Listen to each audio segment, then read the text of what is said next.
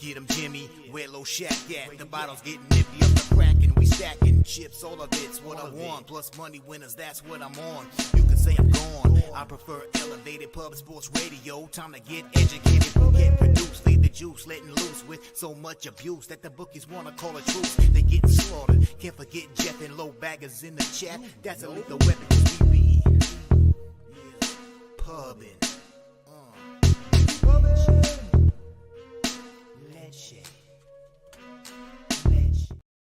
What up, cappers, gamblers, punters, hustlers, low baggers? Happy Wednesday, May 10th to all of you. Thank you for watching Betting with the Bag right here on Pub Sports Radio. We have a huge card, beautiful card today. 2 playoff NHL games that we open with. We bookend it with 2 playoff NBA games. We'll have Derl joining us in NBA. Conor Mac will be making his 3rd appearance here in MLB. He's 6-2 to start the year here with us, plus 4.51 units in ROI, plus 56.38% average line, plus 104. He went 4-1 last appearance with us. He's here every second Wednesday, April 26th. And it could have been even better. He went 4-1 plus 3.51 units. He gave out Goldschmidt and Acuna over 1.5 bases. Goldschmidt had 2 homers and 2 doubles. Acuna also homered. His only loss was a full game winner. He was on the first 5 under that stayed under full game, but lost by a half run. So he is, very impressive. Very impressive. And I can't wait to rock with you guys. It was an interesting night yesterday. I went 4-3 plus 0.71 units. It was a little better than that actually looked because I had 2 units on the Stars.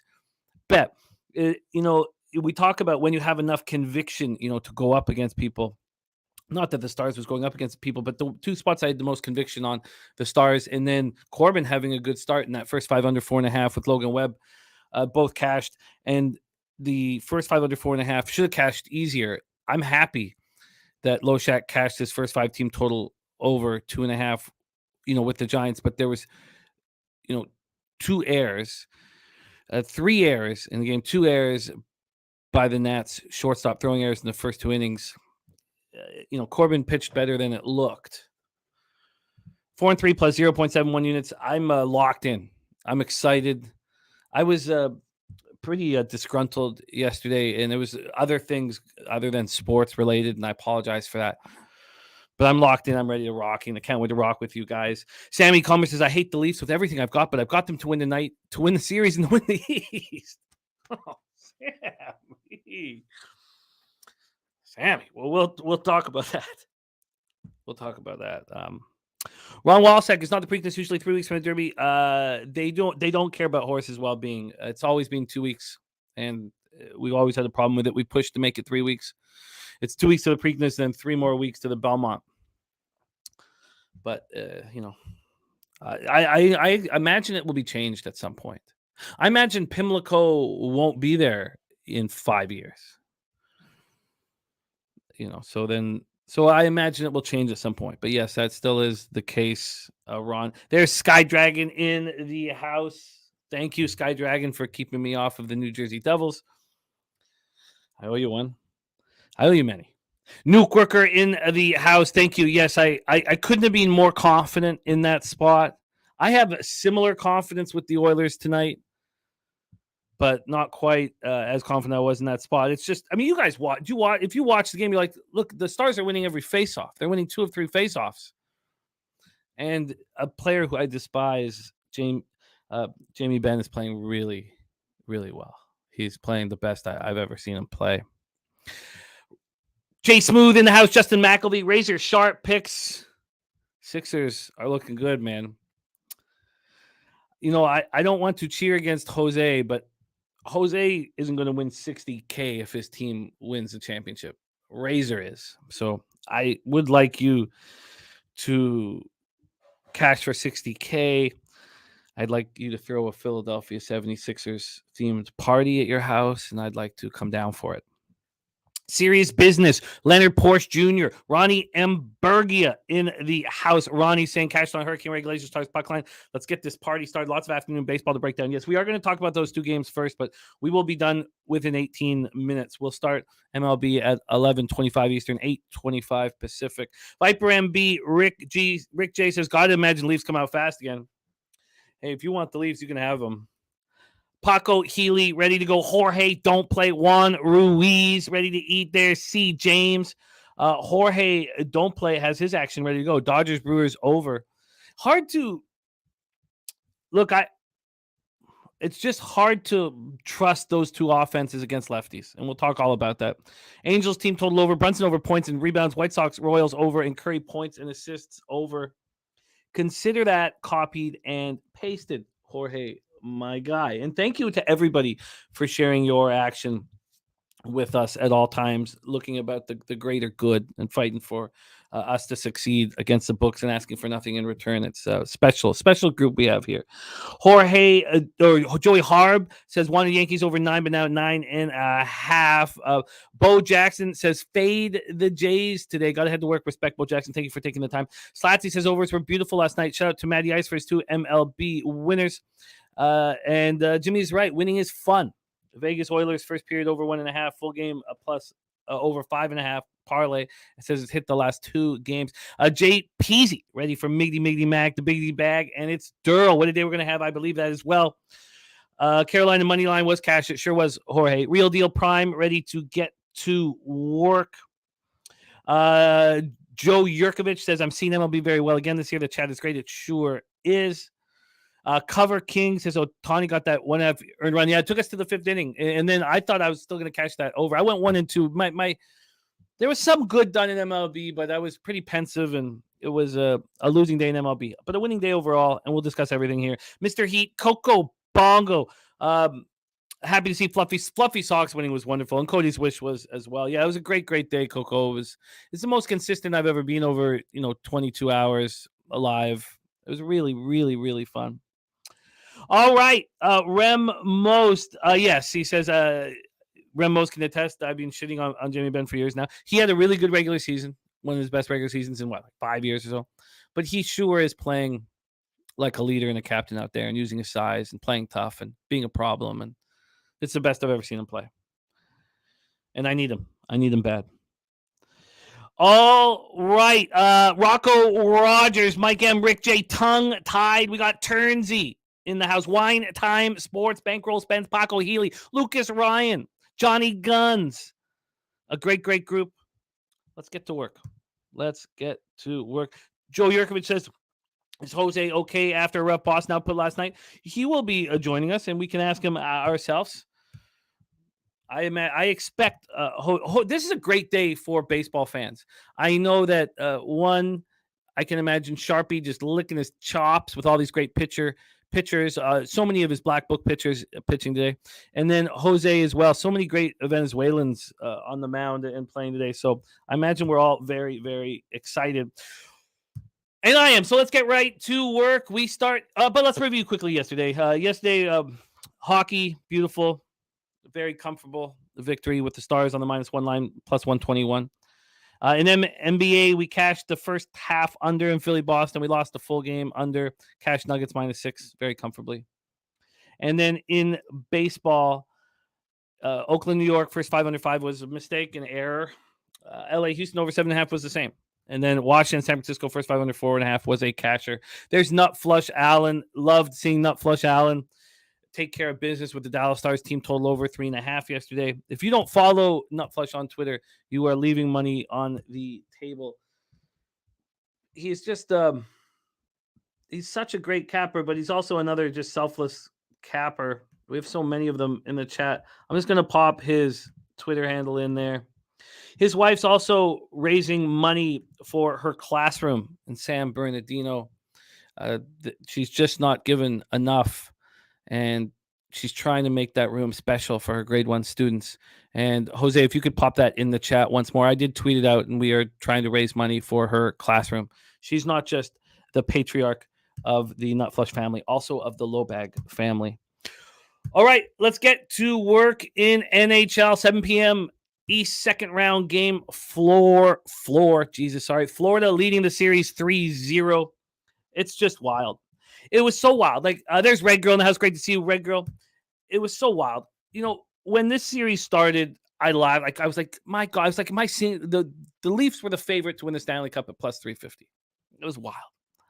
And then yesterday, I don't even know if it was before game 3 or not. It must have been after game 3. It must have been. But now the Panthers are the favorites to win the Stanley Cup at plus 350. That is nuts. Absolutely nuts. But give Florida their flowers. They've been excellent. Let's take a look at the line history here and then get into our plan of attack. If we have a plan of attack, because I don't feel like it's necessary. If I felt like it was necessary getting involved in Maple Leafs action here, I would be losing. I would have bet them in game 3. And I would have bet them with confidence in game 3. I can't do that now. Things are changing drastically. There is an 11-cent move towards Florida. They're now even money. That's the lowest payout for a Florida Panthers victory in the playoffs thus far. And they've won 6 straight games. They needed to win 6 straight games to get even money in the playoffs. From a total perspective, this opened up at 6.5 minus 124 to the over. It's now minus 126 to the over. Sky Dragon, it's not the fact that Florida would be higher ranked than Carolina is absolutely nuts. Mally Mal, you did tell me the Yankees was going to go over. Excellent work. Yes, Ilya Samsonov's out. We'll talk about that. What a day for Mally Mal. I love it. Love seeing that, Mally Mal. Get that cash, man. Absolutely love it. So let's go. Florida Live Arena in Sunrise. You have Joseph Woll in between the pipes. He was fantastic in the AHL. He was excellent in 7 opportunities in the regular season, 6-1, 2.16 ERA, 0.932 save percentage. He's probably the best goaltender in the AHL this year as well. In the playoffs, it's much more difficult. And he has a ton of pressure on him. And the fact that anybody believes in him is fine. But this is a lot to ask of him. Now, we've seen Akira Schmid step up in a similar situation.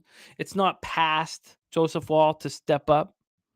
Creekman says, do you see an empty net possibility? Well, you know what Bobano would be betting here. He'd be betting the third period over 2. In Bobano's last show, he did that on 4 games that were, closeout games. And he went 2-2, down a little bit of vig. There's Matt Janning in the house. Great to see you, Matt Janning. Felt very good. Felt very good hitting Nowitzki at 35-1, Matt, my man. Felt very good. And love capping horses with you, Matt. And basketball and everything with you. Matt Janning. We have a bunch of cappers that just make the whole group better. And the fact that Matt Janning even wants to hang out with us makes us all better. We have Ron Crawford spreadsheet play today in the Pirates -1 at -105. We will talk about all of that. Let me just make sure I've got that set here. That game pops off early, 12:35 p.m. We're going to have lots of time to talk about all of that. Nuke Worker says, I think Woll is playing with house money. The problem is this, Nuke. It's the jersey on his chest. When Akira Schmid came in for the Devils, who cares? Toronto is the center of the hockey universe, self-proclaimed. And that's the problem.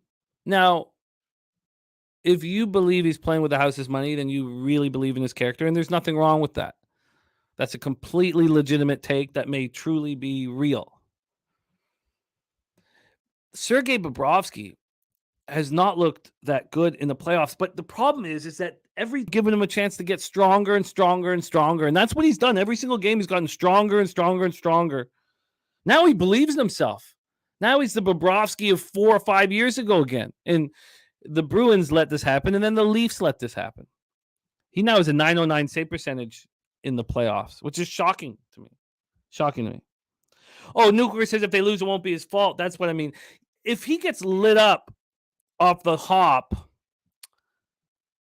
this is the problem with this is that it's such an enormously huge game for the Leafs and for Wall, and that's the problem.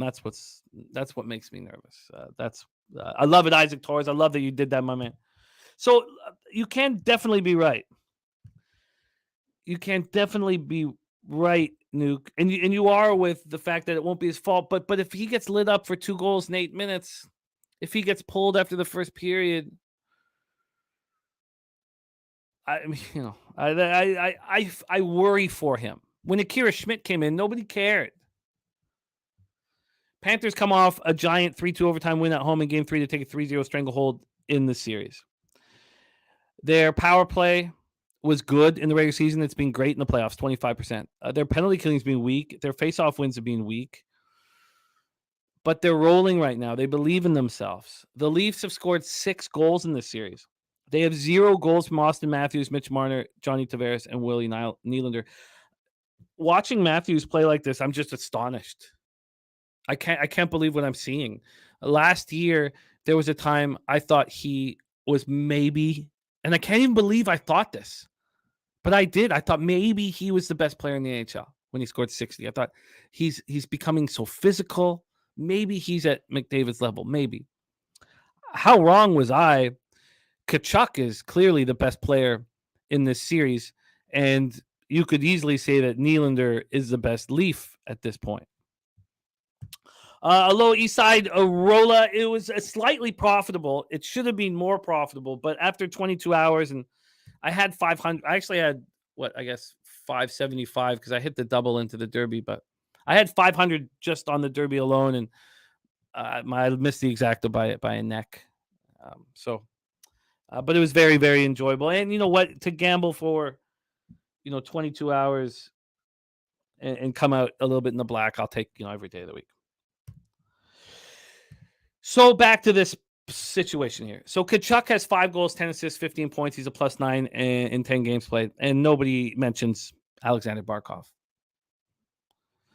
Brandon Montour has 6 goals, 3 assists, 9 points in 10 games played. He's a +3. And nobody mentions Zach Blad. Is he even out there? Who cares?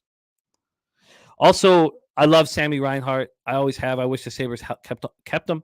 And the Flames giving up on Sam Bennett is just another example of bad management. 4th overall pick with size and truculence. He was going to give up on a kid. Sam Bennett, for me, like here in the playoffs, I believe he's got like 7 points in 9 games. But for me, if Sam Bennett wants to score 45 points in 80 games, I know he's doing everything else and getting in the dirty areas and playing accountable and hurting other players. And so Ilya Samsonov is out with the upper body injury. Wall was a 3rd-round pick by the Leafs in 2016. This year in the American Hockey League, he was 16-4-1 with a .927 save percentage and 2.37 goals against average. The Leafs are panicking. They're changing up all their lines. They're putting Yarncroc up with Matthews and Marner. Kerfoot skating with Tavares and Nylander. O'Reilly, Achari, and Bunting are on the 3rd line. They've also moved their defense around because, Brody and McCabe. McCabe just looks bad. But Brody's on the left side with Justin Hall. Riley and Shen stay together, and McCabe and Liljegren are the 3rd pair. And for you guys, if any of you guys want, Ronnie Berger says you would think the Leafs would show some life and pull out a win. No way I can back them, though. Nuke Worker, it's so funny that you mentioned that, but he is the backup goaltender. He is the backup goaltender. But they don't want him out there under any circumstances. But he is the backup goaltender. With all this said, I guess I have. If I was given $500 to make a bet in this hockey game, I guess I would look at the under 6.5. At plus money. I mean, that's a pretty nice spot to be in. The problem is that I wouldn't send it in with the local. I'd want to bet it on a site so that I could buy out of it going into the 3rd period in case the Leafs are losing. I mean, it could be 2-1 Panthers going to the 3rd period, and your over would still be live with the craziness that would happen. So, with all this said and done, I guess, the more I talk about it, the more I would be interested in the under. I think the Leafs would be holding their sticks tight. I just wouldn't want it full game. So then, then the question is, do you want the first period under? And that too, is very appealing. Even that 1.5 at plus money. I honestly sit here with the Stars and the Oilers, and I'm going to keep betting the Stars and the Oilers. And how can I lose? And obviously it doesn't work like that. But I'm just so confident with my action that I don't want to muddy it up. But it would be the first period under 1.5 at plus money. That probably is a bet that's worth making. The first period under 1.5 that you're going to get a nice, beautiful plus number on. Let's see how big the plus number is. Because, the over 2 is just minus 235. At Bet365, that first period under 1.5 is plus 150. That's pretty nice, man. That's pretty nice. Rants. If that makes yourself feel better, putting down thoroughbred horse gappers, if that makes you feel better right now, if your life is that shitty and you need to put down thoroughbred horse handicappers, then God bless you, Rants. And I hope that comment makes you feel so much fucking better about your shit life. Okay, let's move on to game 2 here. I think I may move on that first period under 1.5. Let's move on to game 2, of which I've already moved on. Also, I am shocked that this line has not moved. Just shocked. I cannot believe this line hasn't moved, especially after what we saw from Dallas last night. I cannot believe this line hasn't moved. Let's discuss it. 10 p.m. Eastern, West, second round, game 4. Vegas leading the series 2-1. My goodness, are the Golden Knights a good hockey team? To think that they could go through 5 different goaltenders, start the season without their number 1 goaltender, win the division with Oilers breathing down their neck, didn't matter who they placed between the pipes. And then you look at the Canucks management decisions with Spencer Martin. What happened to us when Maggie Thatcher went down? We were completely screwed. So, it's absolutely astonishing what they have done. And it goes to show what kind of hockey team they are. They are a really, really good hockey team and a very dangerous hockey team on the road. Now 3-0 on the road in the playoffs. Oilers opened up minus 180, they're now minus 181. That's just appalling to me. I can't believe that. This total is now at 7. That's nuts to me. That's nuts to me. Jake Burns, I'm glad that your boss got that cash, man. I love it. That's a great story. I know these games have been soaring. Some of them have been soaring over. The last one was at 6 and they undercashed, but really a 7? That's just wild to me. Again, I don't want to muddy up my action because I think the Oilers -1, which I got minus 124, and you can get a better number than that, is beautiful. They're spending penny bombs in the house. So Aiden Hill will be in between the pipes here this evening. Arthur Meade Jr., thank you, my friend. Also giving a shout out to Jeff Slaughter. I love it. Thank you for the dono. My guy, respect and thank you. What a guy Arthur Meade Jr. is. Bressois, we don't expect to play. He had hip surgery last May, and obviously something's going down. But the fact, Aiden Hill played 27 games in the regular season, and he was very good. 16, 7-1, 2.50 goals against average, .915 save percentage. It's a great defense that he's playing in front of. And he's just being extremely, all these goals are being extremely impressive. This team is impressive. And if they can take out the Oilers, my goodness, would that be impressive. The Oilers power play 51.9% in the playoffs. They had the record-breaking power play during the regular season. And Vegas said, look, we're going to spend as much time even strength as we possibly can. The Oilers went 0 for 2 with the man advantage. It's very difficult, to keep your stick down when Draisaitl and McDavid are blowing past you. And look what they just did to Draisaitl and McDavid. They held them both without a point. It was very, very impressive. The Knights dominated the first period. I just don't see how the Oilers let that happen. The problem I have with the Oilers, and it's been talked about all year, is Stuart Skinner. He now has an .888 save percentage, which is terrible. That's the exact same save percentage that Jack Campbell had during the regular season. Daniel Sun, great to see you, my man. Spenny Pennybomb says, I'm thinking Edmonton probably gets it back tonight, but I like the way Aiden Hill played when he came in. Newgler says, I like the Oilers as well, but not at minus 185. I cannot believe they're minus 185. I think it's a great price for the minus one. Minus one at minus 124.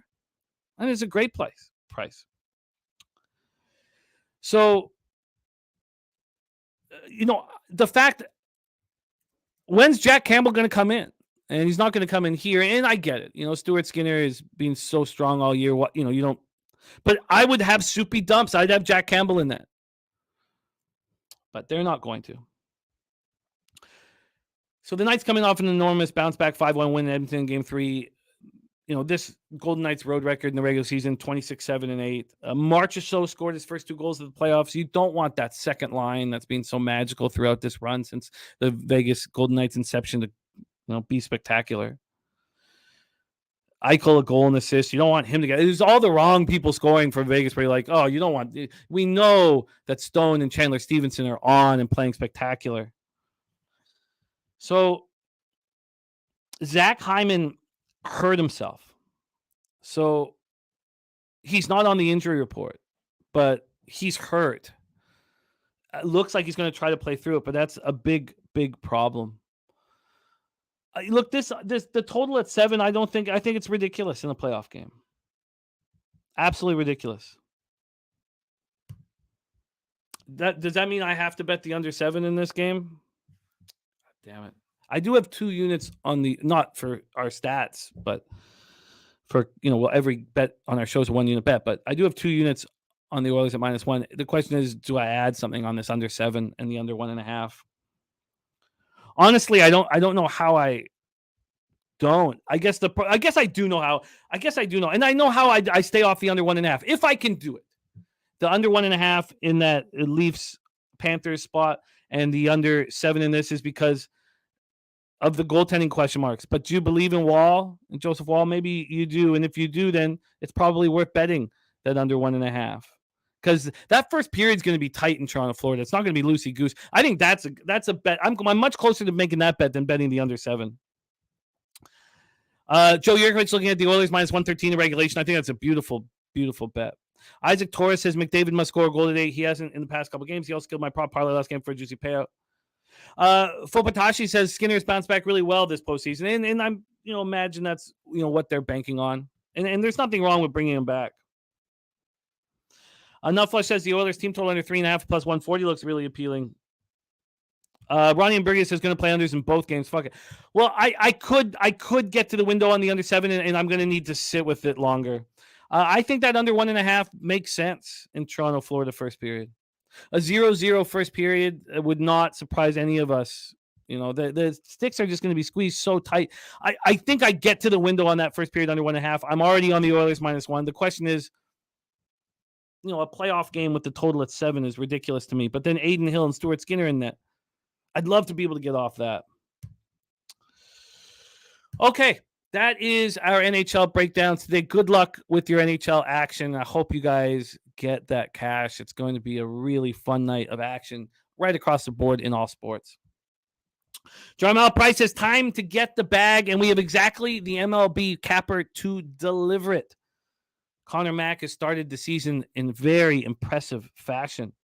And what he did on Wednesday, April 26th was some of the best work we've had on the show. It easily could have been a 5-0 day. And that 5-0 day would have been up 5.6 units. His only loss was a first half under. He lost that by a hook and the full game went under. His player props both hit homers. And he's talked about how he's rolling on the home run circuit. So Conor Mac will be joining us shortly. Let's get into MLB right now. And there's a ton of spots that I like. And I did double up on a very public spot, but it was one of those public spots where I felt like the market was moving so quickly that I was okay betting. And we'll talk about that. Our first game pops off in an hour and 3 minutes. Let's get to work. 12:35 p.m. Eastern. Oakland Athletics 8-29, 5-14 on the road at the New York Yankees 20-17, 13-8 at home. We're at Yankee Stadium in the Bronx. Let's pull out our weather first and roll. Here we go. This one is an interesting one with Johnny Brito going up against Kyle Muller. Weather-wise, 63 Fahrenheit at first pitch, 5.6 miles per hour left to right, and it becomes just left to right by the end of the game, and it stays between 5.6 or 5.8 and 5.2 all game long. Let's move over to the line history in Oakland, New York, and then we'll get into the cash flow as well. I have the cash flow up here, I believe. Yes, I do. Okay, perfect. Okay. Here we go. Line history-wise in this one, Muller versus Brito. We have two games that pop off here nice and early with us. Yankees open up at -208. They're now -231. So we have 23 cents of movement to the New York Yankees. From a total perspective, this opened up at 9 and has moved to 9.5. We've already heard some cappers in the chat wanting to move on it. Ronnie, he said he'd be here, so it's all good. I'm sure he's going to be here. We'll just start going through our work, and he'll show up. I assume he's confirmed that he will be on. Cash-wise, 92% of the tickets are on the New York Yankees and 67% of the cash. 92 and 67. And there he is right now. Speak of him, and he will appear. Conor Mac, how are you, my friend? I'm good, Jimmy. Let's get rolling. Hectic day around here. Wild, but we're in. It is great to have you, and thank you for joining us. And we've just gotten started. We did talk about your excellent work there on April 26th. We have Muller versus Brito here in A's Yankees. For this total, 70% of tickets on the over and 80% of cash, and the market has moved towards the over. Kyle Muller has not looked good to start the year. He just got lit up at Kansas City for 5 earned runs over 5 1/3, 6.62 ERA, 1.94 WHIP. His K to walk ratio is abysmal at 21 Ks and 18 walks. Johnny Brito coming off a 5-4 loss at the Rays. It has not been the easiest schedule for young Johnny Brito to start the year. 3 straight road starts. He has a 6.08 ERA and a 1.46 WHIP. The A's don't hit righties, 224, 681 OPS. The Yankees hit lefties a little harder than righties, but 221, 721 OPS. The A's bullpen allows 4.04 more runs per 9 innings than the Yankees bullpen. And that's just a wild stat right there. The A's bullpen, the worst in the league. Yankees bullpen, the best in the league statistically. There's Chocolatey Waterfalls. Great to see you. Take it away for us here, C-Mac. A's, Yankees. Yeah, let's get to the A's here. You just touched on that, Jimmy. I think if you want the A's, Yankees, I think at this inflated price, you only take them first 5 because of that bullpen. They've just given, but the starters have been so bad too. Muller, I think, he's had a couple decent starts. Those first few were all right. He's gotten hit hard. But I remember that last start before that at Cincinnati, he was good. He's actually one of the pitchers I'd want to be on the staff. That's how bad they've been and how bad he's been. With the ERA over 6. Brito's a young kid. He's 25. I think he's going to have good stuff, but he's still learning. He's gotten wrapped around a little bit here. The number's too big. Oakland's just been a great over team. So they're just a team. I can't take the under with these two. I just really don't want to bet an over this early game, 9.5, but I get it. And if you like the A's, take them first 5. That's where I'm leaning here, is with them. You touched on that, though. The Yankees, though, 221. There's a little bit power. You mentioned the OPS and stuff, but, they can't hit lefties. 221 average. So, yeah, I lean A's here, but I'm off. If I guess unlimited bankroll isn't the right idea, but I do not think, I get it. People look at what Muller and Brito have done in a full season and bet the over. Over's been cashing in A's games. I get it. And look, Brent Rooker has kind of changed the whole lineup for the A's with the way he's playing. He's batting third today. It's crazy. He's the third. But Ruiza, Noda, Rooker, Blade, Diaz, Kemp, Perez, Peterson, Smith on Oakland side. And for the Yankees, Volpe, Judge, Rizzo, LeMahieu, Torres, Bader, Kiner, Falefa, Higashioka, and Cabrera. I mean, I would bet the first 5 under. I really would. I'm not going to go up against market moves. I'm not going to sit here and be better than market moves, but that's what I would do. I would look like you talked about. Mahler has had a couple okay starts, and Tony Bay saying this total is too high for a noon game, and Joe Yurkovich says A's have a shot, not a big underdog better. However, Ronnie and Berge says A's bats have the potential to light up bad pitching. I don't think Johnny Brito is a bad pitcher necessarily. I don't think he is. It's just so early in his career here in the bigs. And if we've learned anything even from the Yankees bullpen over the last few years, is that they know what they're doing with pitchers. Yeah. And so with that all being said, Rocco Rogers moving on the over 9.5 plus 100, and Bader over 1.5 total bases at plus 140, and the home run at plus 525. Rick J says Yankees going to pop them. Jake Burns says I think Brito can have a decent start. I agree with that, Jake. I agree with that. So, I honestly would like to bet that first 5 under. Yeah. I don't think I have the balls to do it, but I'm going to write it here and kind of think about it. It's just the problem is the market. So, you know what? We know that the market has moved on the full game. On the first half, yeah, they've just moved it to 5.5. Okay, I'll let it go. Look, I don't need to reach here, but I understand your lean to the A's first 5, and I feel like I kind of understood. But Cover Kings likes Brito under 4.5 Ks. There's Millsy in the house. Great to see you, Millsy. Dabra Kadabra also joining us. Is he joining us? I don't see him, but someone said hi to him, so he must be in there. Dabby. Oh, there he is right there. What's good, homies? Dabby in the house as well, right in between Millsy's comments. Millsy, Dabby running with us. Johnny Gunn says, I think you're better off first 3. I think you're right about that, Johnny. Yeah. And Mueller, both these guys haven't. Brito's got a little more upside on his Ks, but Mueller, this guy, he walks 3 and Ks 3. I mean, his last start, he struck out 1. I mean, especially for how big this guy is. He's 6'7", not a strikeout pitcher. Under 2.5 plus 120. I don't have the balls to do it, and I'm just going to move on. I think there's a ton of opportunity on today's card, so I'm going to move past it. But you're absolutely right. You're absolutely right, Johnny Guns. That would be a better look on the 3. Speaking of Millsy, for a second, our new UFC or mixed martial arts and all fighting in general podcast stars Millsy, Billy Brisbane, and Big Show Picks, and it's a great podcast. And we all put it out. So if you can get a chance to listen to it, please do. Listen to it. Very proud of it. Let's move on to the next spot on the board, and we come to Ron Crawford's spreadsheet play of the day. A rare loser yesterday for Ron on the Angels -1 at plus 109. But Ron Crawford is 10-7 with his spreadsheet plays of the day. 58.8% plus 3.17 unit. His ROI is plus 18.65%. And his average line is -101. Joe Yurkovich saying the A's body clock in question today. And Creekman is actually going to move on the first 3 under. It's a nice plus money spot. I just think there's a ton on the board today, but we'll circle back. There's Jimmy Gomez in the house. Great to see you, Jimmy.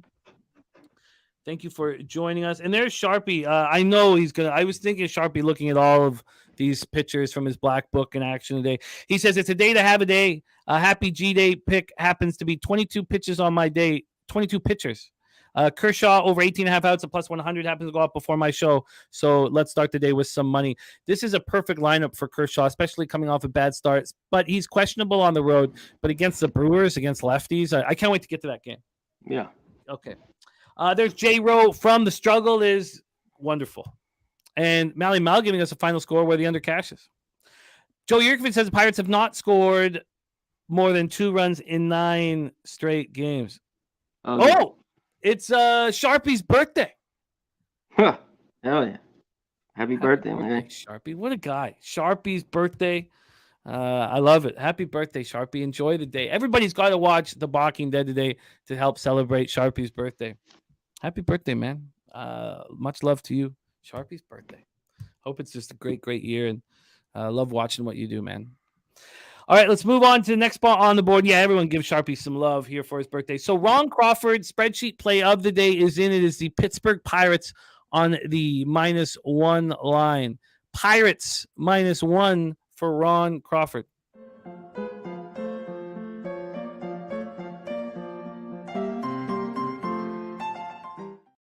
Damon Santore, it is great to see you, my friend. Thank you for stopping by. And Wine Time has a look on the under 8.5 in this one. And I get it. Obviously, you guys know my affinity for Rich Hill. We're in PNC Park in Pittsburgh, Pennsylvania. The Pirates of Sticks have gone quiet. They're 10-8 at home on the year, and the Rockies are 8-13 on the road, which is actually a much better winning percentage than they had last year on the road, where they were absolutely abysmal. Let's start with the weather here in Pittsburgh. Oh man, you know what? I screwed up, you guys. I gave the wrong weather in that first game, the Yankees game. I apologize here. It's between 5.9 and 6.6 in the Yankees game, and it is blowing out to right field. I apologize for that. Like, what'd you say? I said it was left to right. I gave the Pittsburgh Pirates weather. Thank God it's not that much different, but I apologize. That was a mistake I made, and I apologize for that. It's almost the exact same temperature, but so it wasn't too bad of a screw up, but it is blowing out between 5.9 and 6.6 in the Bronx. In Pittsburgh, 5.6 to 5.2 in and then left to right. Creekman says Rockies first 5. Joe Yerkovich says he'll give himself a birthday pick. That's like that. There's Guillermo Zertucci in the house. Okay. Antonio Senzatella. So he had the torn left ACL that he suffered in August and made his 2023 debut Friday at Citi Field.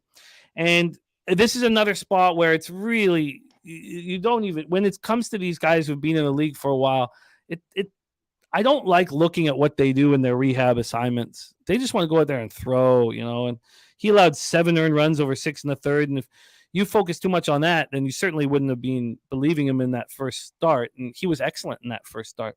And he had a 5.07 ERA last year. So he looked bad last year. Easy spot to not believe in him. And he was excellent against the Mets, who aren't hitting. 5 innings, 3 hits, 1 earned run, solo shot, 3 Ks, and 1 walk. Going up against Rich Hill, who has turned the season around. 4.54 ERA, 1.46 WHIP. I mean, it's not been great. 3-3. He's allowed 8 home runs in 37 2/3. I'm not saying great, but it looked abysmal to start, and he's been better. Just faced the Jays, went 5 1/3, 8 hits, 4 earned runs, 1 homer, 5 Ks, and 2 walks. The Rockies don't hit lefties, and we all have the vividness bias of them being able to smash lefties. Those days are over, and maybe they start up later in the year, but they certainly aren't here with no PS of 681 against lefties. There's been a huge move towards the Rockies. They opened up at plus 140. They're now plus 124. A big move towards Senzatella. This total also has moved towards the under. We've already heard Wine Time on it. This one opened up at plus 104 to the under. It's now minus 104 to the under. Both bullpens can be trusted. Rockies bullpen 4.10 ERA, 1.37 WHIP. Probably the best Rockies bullpen we've seen in, I don't know, since pre-pandemic days. Pirates, it's early. It is early, but when they re-signed their closer, which made no sense to us at the end of last year, you could tell that they were caring about their bullpen. Even he still should have been traded for draft picks, or prospects. Pirates bullpen 3.60 ERA, 1.31 WHIP. So we have a move to the under and a move to the Rockies. 38% of the tickets and 81% of the cash is on this under 8.5. That's a nice looking spot. Money line here, 52% of tickets and 82% of cash are on the Rockies. I don't want Senzatella in the second start. No. I think that there definitely could. Now, one of the things, though, of course, is it wasn't an arm injury. And that's something that Peter always talks about when these pitchers get hurt. If it's not an arm injury, then maybe the time off has helped him. And I don't know what to do with Senzatella, but I'm sure interested in this under. Take it away for us here, C-Mac, Rockies, Pirates. Yeah, let's get to the total. I couldn't go. I was going back and forth, on what to do here with the over. The Pirates just aren't hitting like people talked about. What have they lost? 8 of 9 or 7 of 8, 2 runs or less in all those. I think this is right now with the Pirates. They just can't beat. They were red hot. I can't take them at this price with Rich Hill. This is I didn't bet the Rockies yesterday. I kind of kicked myself. But I think this is the right move here with them. I think you got to look at them. You mentioned Senzatella. Yeah, it isn't much. He got hit up in that start with Round Rock, but he's a guy that can be on. I've seen him for so long, with the Dodgers for years and years now, and he can just get ripped. So I don't know what happens here. Early start. Do we get an under? Can the Rockies get to Rich Hill? Chris Bryant, I'd look at his props here. He's got to Rich Hill a good amount, 7 for 18 with a couple homers. So look to him maybe over 1.5 here, plus 130. Yeah, I get that. I get that as well. So the fear in the under is you don't know what Senzatella is going to do from one start to the next, and Rich Hill is still a 42-year-old soft tosser. Exactly. I mean, because I could see this 1-0 through 5, or we could get runs off these two. I just don't trust Senzatella. He looked great in that first start with the Mets. I thought they would hit him. They didn't. I think that was last Friday when I was on with Jose. Yeah. He pitched well. I really don't want Dick Mountain at this price, at least. With this team just not hitting. And they're not hitting righties, 237. They're hitting lefties still, the Pirates, 268. But the runs just aren't coming right now. I have no interest in a side here. But Mike M says, took the yes run first inning. Both these guys are a bag of dicks. That's from Mike M. But he also tells us that Senzatella's velocity is up and Pittsburgh bats are down. So he's Colorado first 5, Colorado full game, and expecting these bags of dicks to pitch poorly. Nufflesh Allen says, I keep trying to time the slow pitch softball pitcher, and he keeps getting me. Is this going to be the day when he gets shelled? I love him. Billy Brisbane says, you back Rich Hill in this spot. They treat him like a king in Pittsburgh.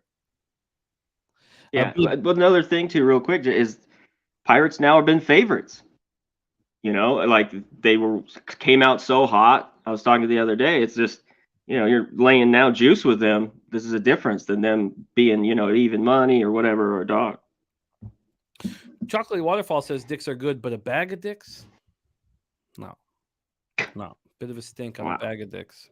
I think that I want to move on this under. I think everything's telling me to move on this under, and I plan to do that. I don't think there's anything really. The problem is that I don't want to double up, but I almost and I trust these bullpens enough. Getaway game. I think everything is pointing to me that this is the under, and the Pirates 237, 725 versus righties. I mean, no concern. I like what the bullpens are doing. Okay, so I'm going to move on the under. I just got to see whether I need to send it in or put it in at Bet Online. Here it's 8.5 at -105. Remember, this was plus 105 at most books when it opened, and the 4.5's at -105 as well. I guess the full game is better than the first 5. I guess there's too many question marks with the first 5.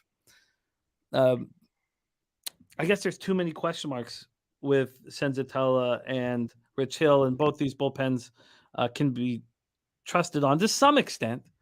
Okay, I'm going to move on this. I've got 39 minutes to figure out exactly how I'm going to do that. So I'll be figuring that out here as we go. Those are the two games at 12:35. We got a ton of afternoon action. I'm not moving on the A's-Yankees game, but I will be moving on this Rockies-Pirates game. Let's move on to the next spot on the board. 1:10 p.m. Eastern. Detroit Tigers 16-19, 8-12 on the road at the Cleveland Guardians, 17-19, 7-10 at home.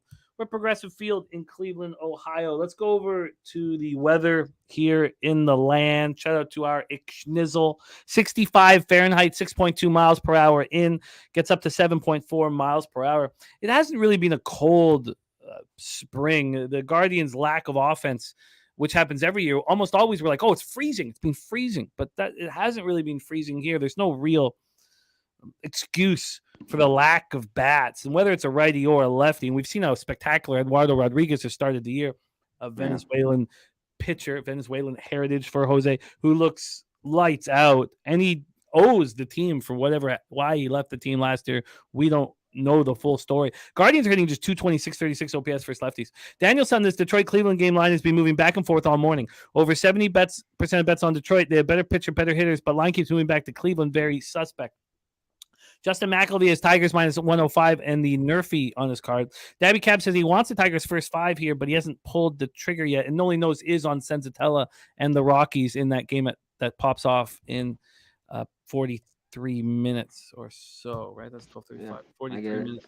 Okay, so let's take a look. JT Eel says Tigers are my team. They win in unexpected situations, though, not where the majority of the market favors them. Okay, so let's pull up the line history here. And we saw that the wind is blowing in Cleveland. We'll take a look at the line history for this spot here. Rodriguez versus Battenfield. Battenfield wasn't a really highly thought of prospect, but I think I've got his stuff up here, so I'll pull it up. But I believe he's a 9th round pick.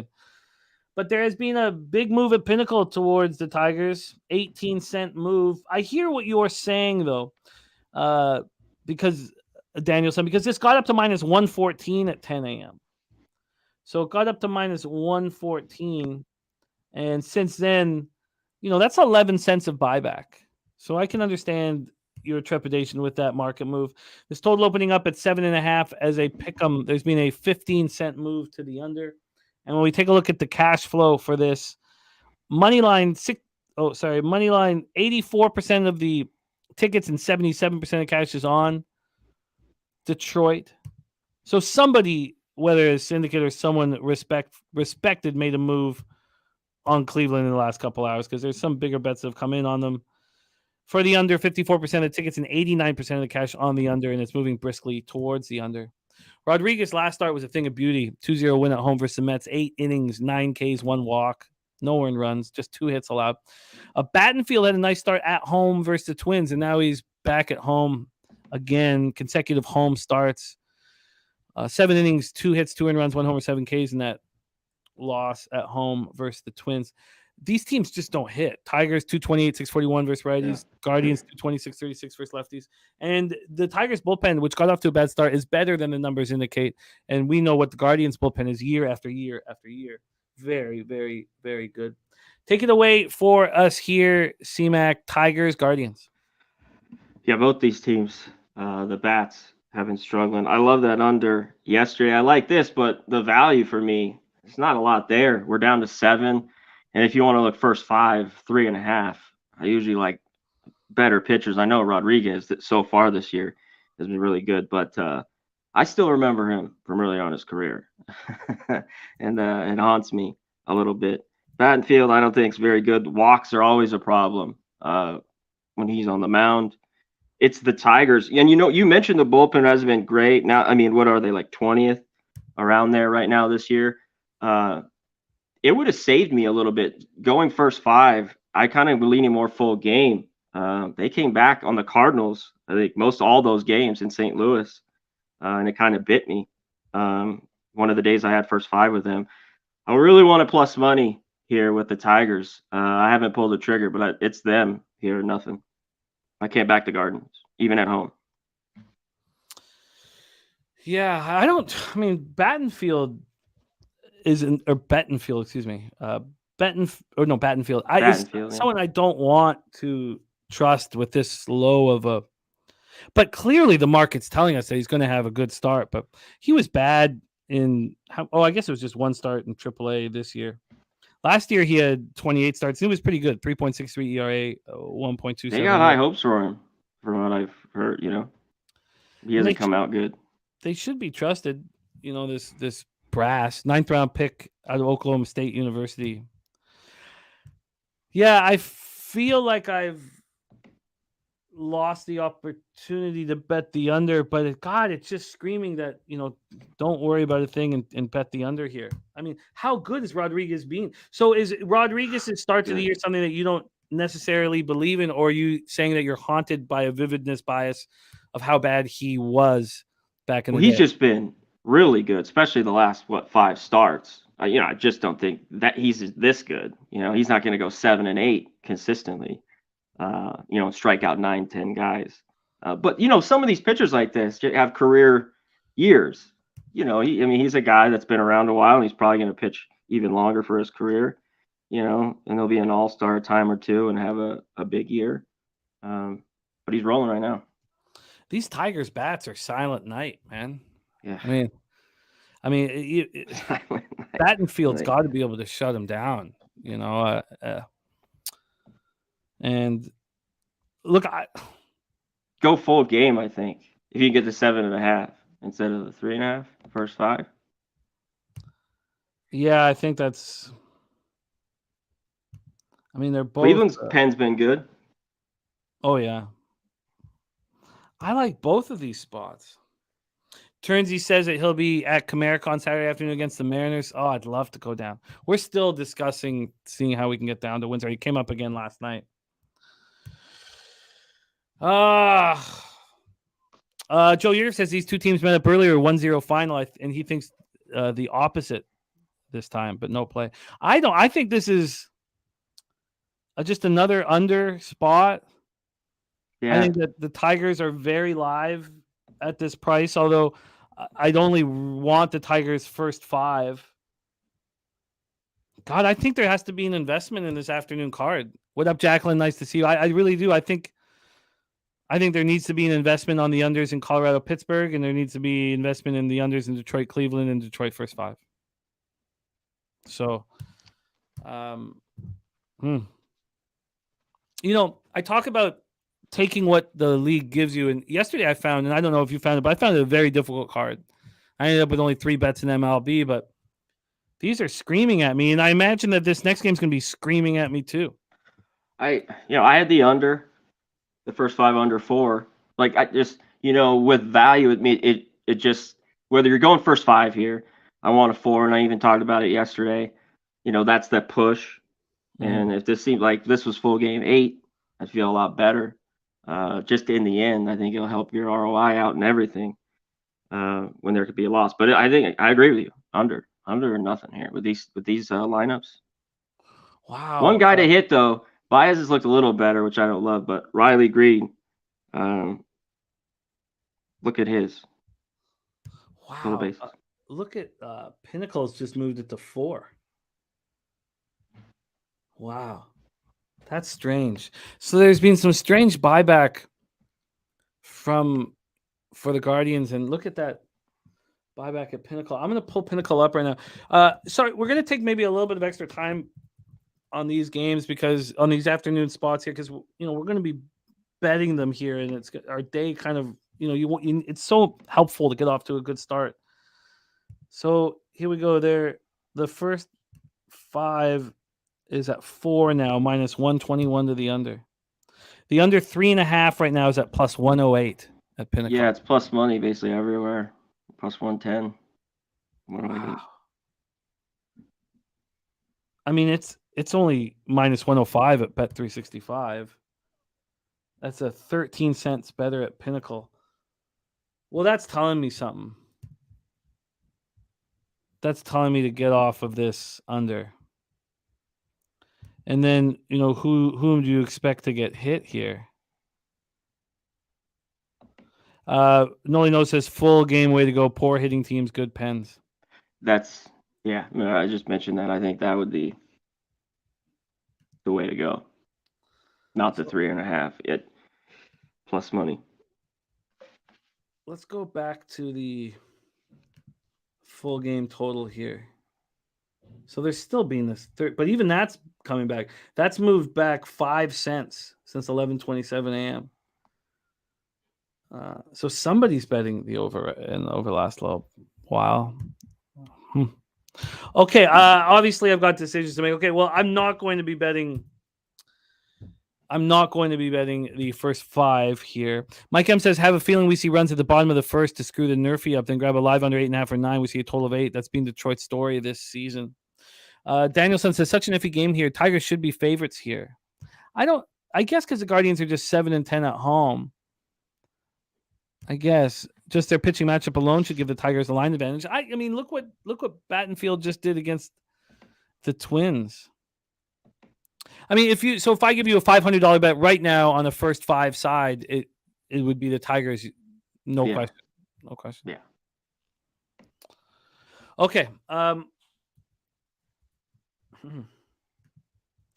Okay. I'm going to need a little bit more time here, but I'm certainly not going to be investing like I was there until seeing Pinnacle move like that is enough to make me a little uncomfortable.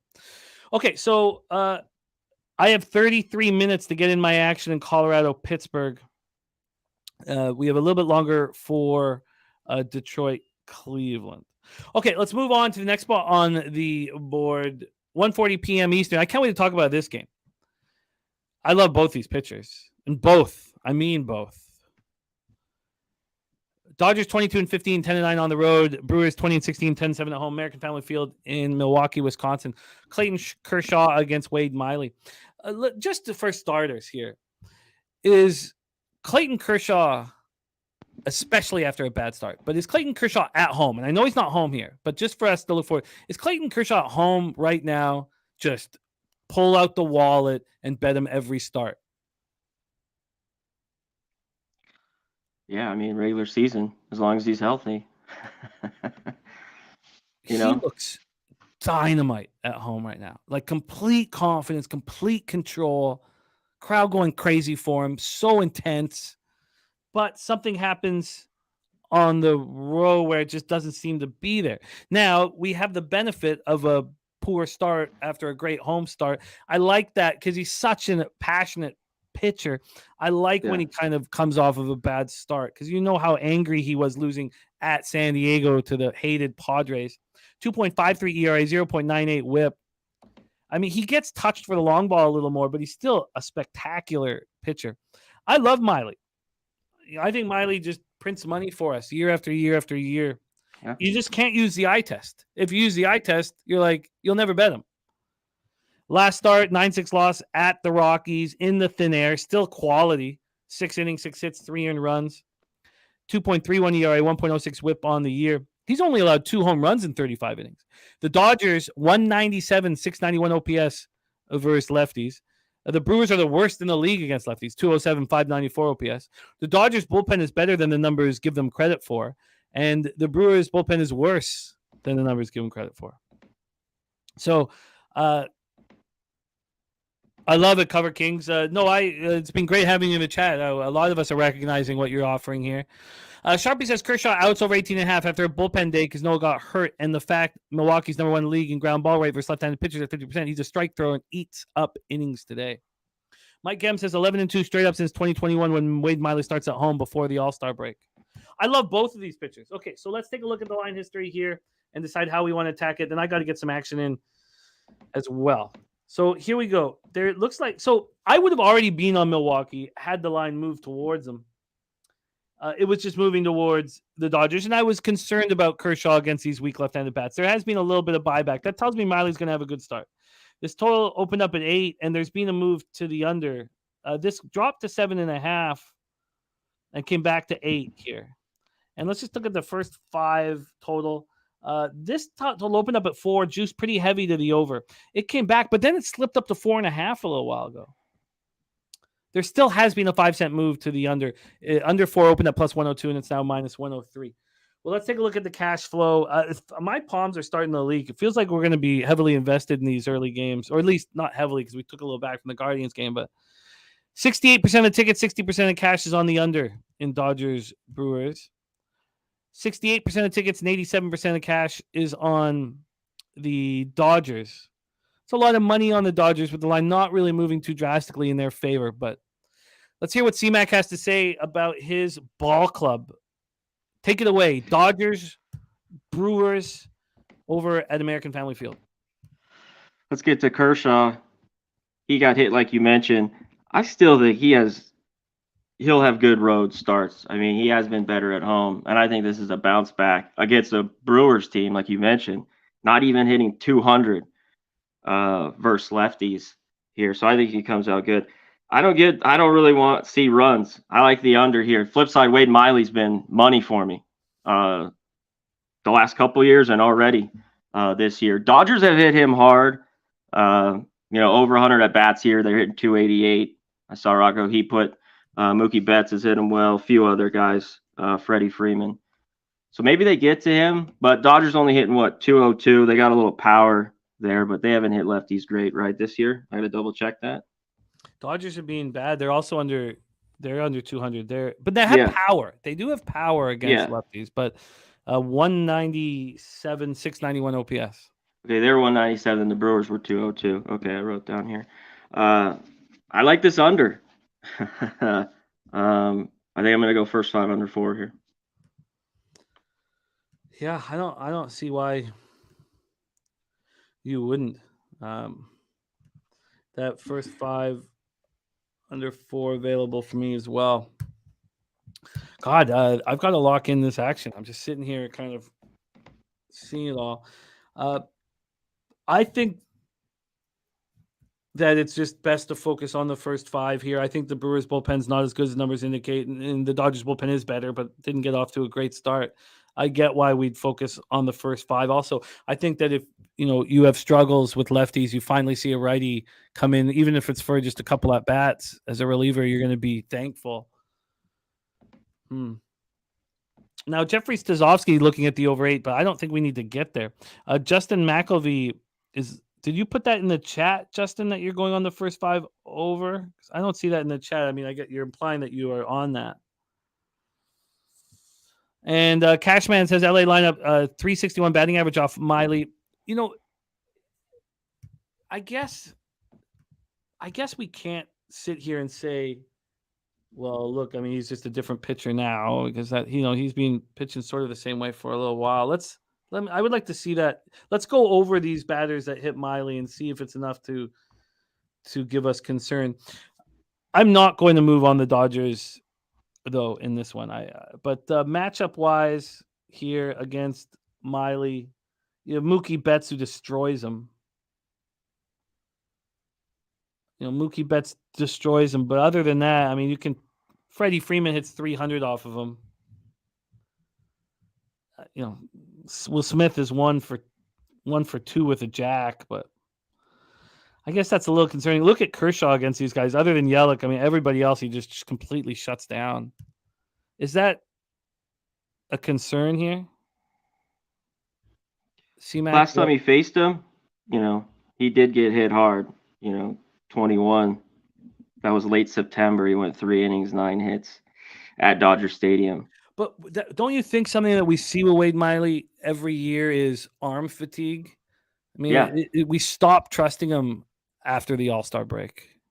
Yep, there's some guys that are just like that, and he is one.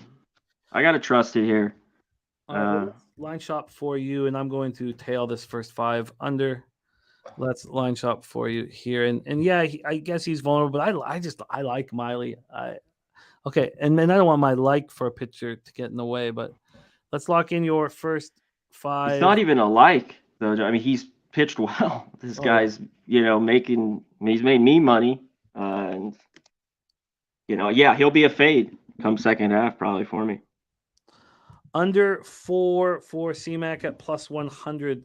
That's available at Heritage. Under 4 at plus 100. Well, I got to get my action in here, but let's talk about the next spot on the board. I'm going to be tailing that under. So just in review of these games that are popping off here shortly, I'm doubling up first 5 full game under in Colorado, Pittsburgh.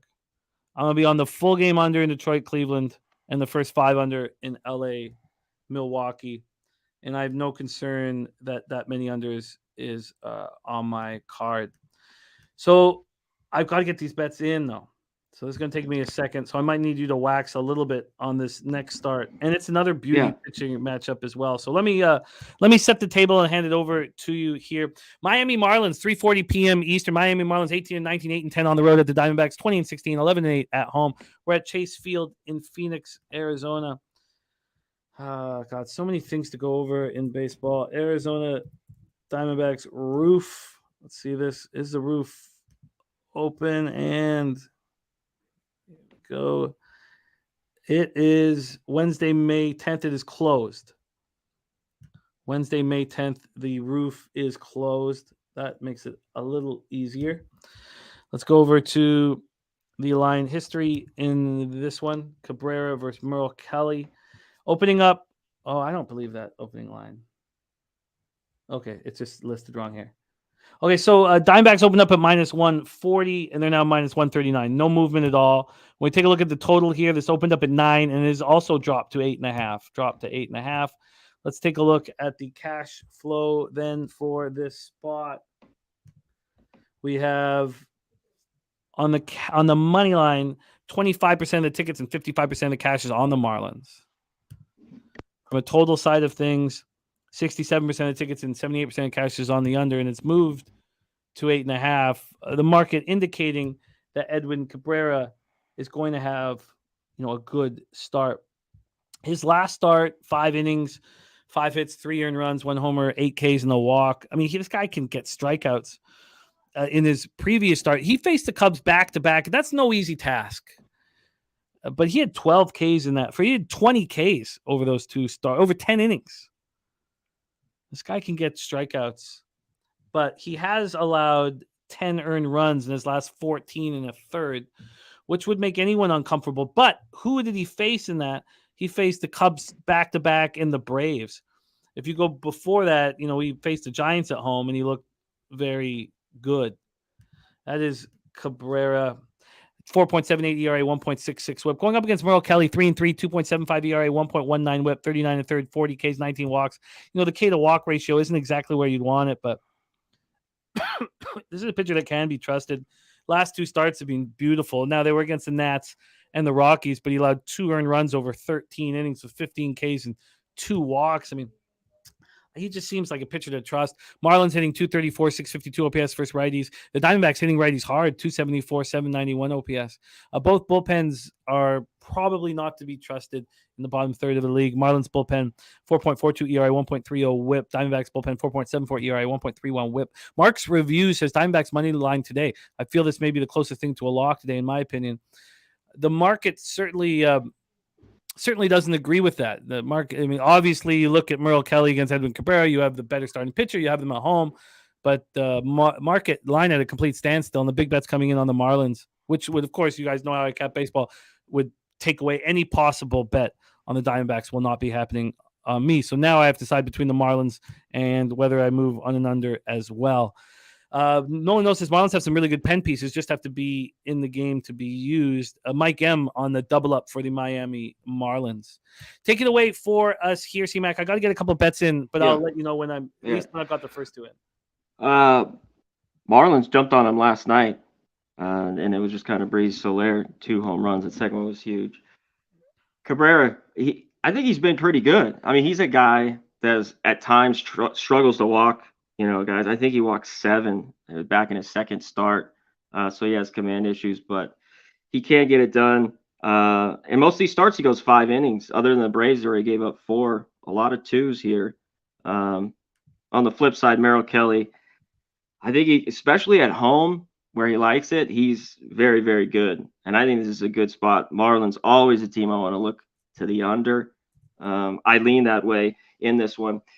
D-backs, though, you mentioned how good they're hitting righties, but they haven't seen Cabrera ever. And then there's a small sample size here with the Marlins and Merrill Kelly. Let me check here. Yeah, only 37 at bats. They're in 216. Nobody. Wendell's 2 for 2 with a homer. But other than that, there hasn't been really anything. The thing is, D-backs, I think, if you don't mind the juice, you can take them here. I'm not going to do it. I'd have to look at them first 5. Minus the half maybe, because I really still don't want the bullpen. You mentioned how the bullpen has been a little bit better. I cannot take this bullpen, period. So it would be D-backs first 5, but I don't want the half. And if you think this is solid value on the Marlins, you could get there. And I still under, first 5 under here at 4.5, but I haven't made any bets here. That fucking that Detroit Cleveland game just moved to 7 with me just sitting on the sidelines. That's really, really, really frustrating. That's my fault for just sitting here and trying to figure shit out. All right. That one's gone. So you don't have a book that has a hook? There's a few out there. Right now, I mean, I could put money in the Pinnacle right now, but right now I just have Bet Online and then my local Bet365. They both have They just both moved it to. Okay, I gotta not get angry. Whenever that happens, I just instantly start sweating. Okay, so I do have I've doubled up on the Rockies Pirates game. I got under 4.5 at plus 100 and under 8.5 at minus 110. It looks like I'm gonna have to leave the Tigers Guardians game alone unless I want that first 5, which is still available at that price. And I'm not that against it, but we saw Pinnacle move that to 4. I'm going to be moving on this Dodgers Brewers game in a second. And let's go back to this Marlins Diamondbacks game.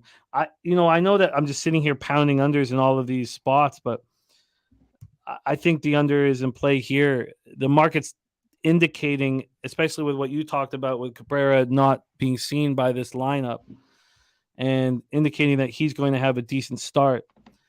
And, if that's the case, I think we can trust Merrill Kelly to be good. It makes me want. What up, Max? Nice to see you, man. It makes me want to move. On the first 5 under. What's keeping you off of the first 5 under here? I don't know. I when I watch Cabrera, too many of these guys, and he's kind of got out of jams this year, but that's not going to continue. The walks. You can't walk 6 guys and shit like that. 4, 7, he had that one game. He had 5 2 starts ago with the Cubs, but he kind of got around it. 109 pitches, 5 innings, 3 hits, 2 earned. But he had 12 Ks. I had him in his first 2 starts of the year. I had both of them first 5 unders, and he was getting out of trouble in both starts, and he cashed them both for me. But you're right; he walks too many batters, and he makes it, very uncomfortable at times. I'm going to move on it. I'm going to move on the first 5 under 4.5. I'm getting it at minus 105. So I'm going to move on it. So then I just have to add the Dodgers first 5 under, and there we go. Okay, let's move on. So that's we have more afternoon action here. Again, that first spot, those first 2 games pop off in 16 minutes. 3:40 p.m. is next. Texas Rangers 21-14, 9-8 on the road at Seattle Mariners, 18-18, 10-11 at home at T-Mobile Park in Seattle, Washington. It's starting to get warmer. I'd love to know if this roof is going to be up. Let me get the weather here. See if it's warm enough in Seattle. 56 and getting warmer. So the roof's going to be up. It's a sunny day.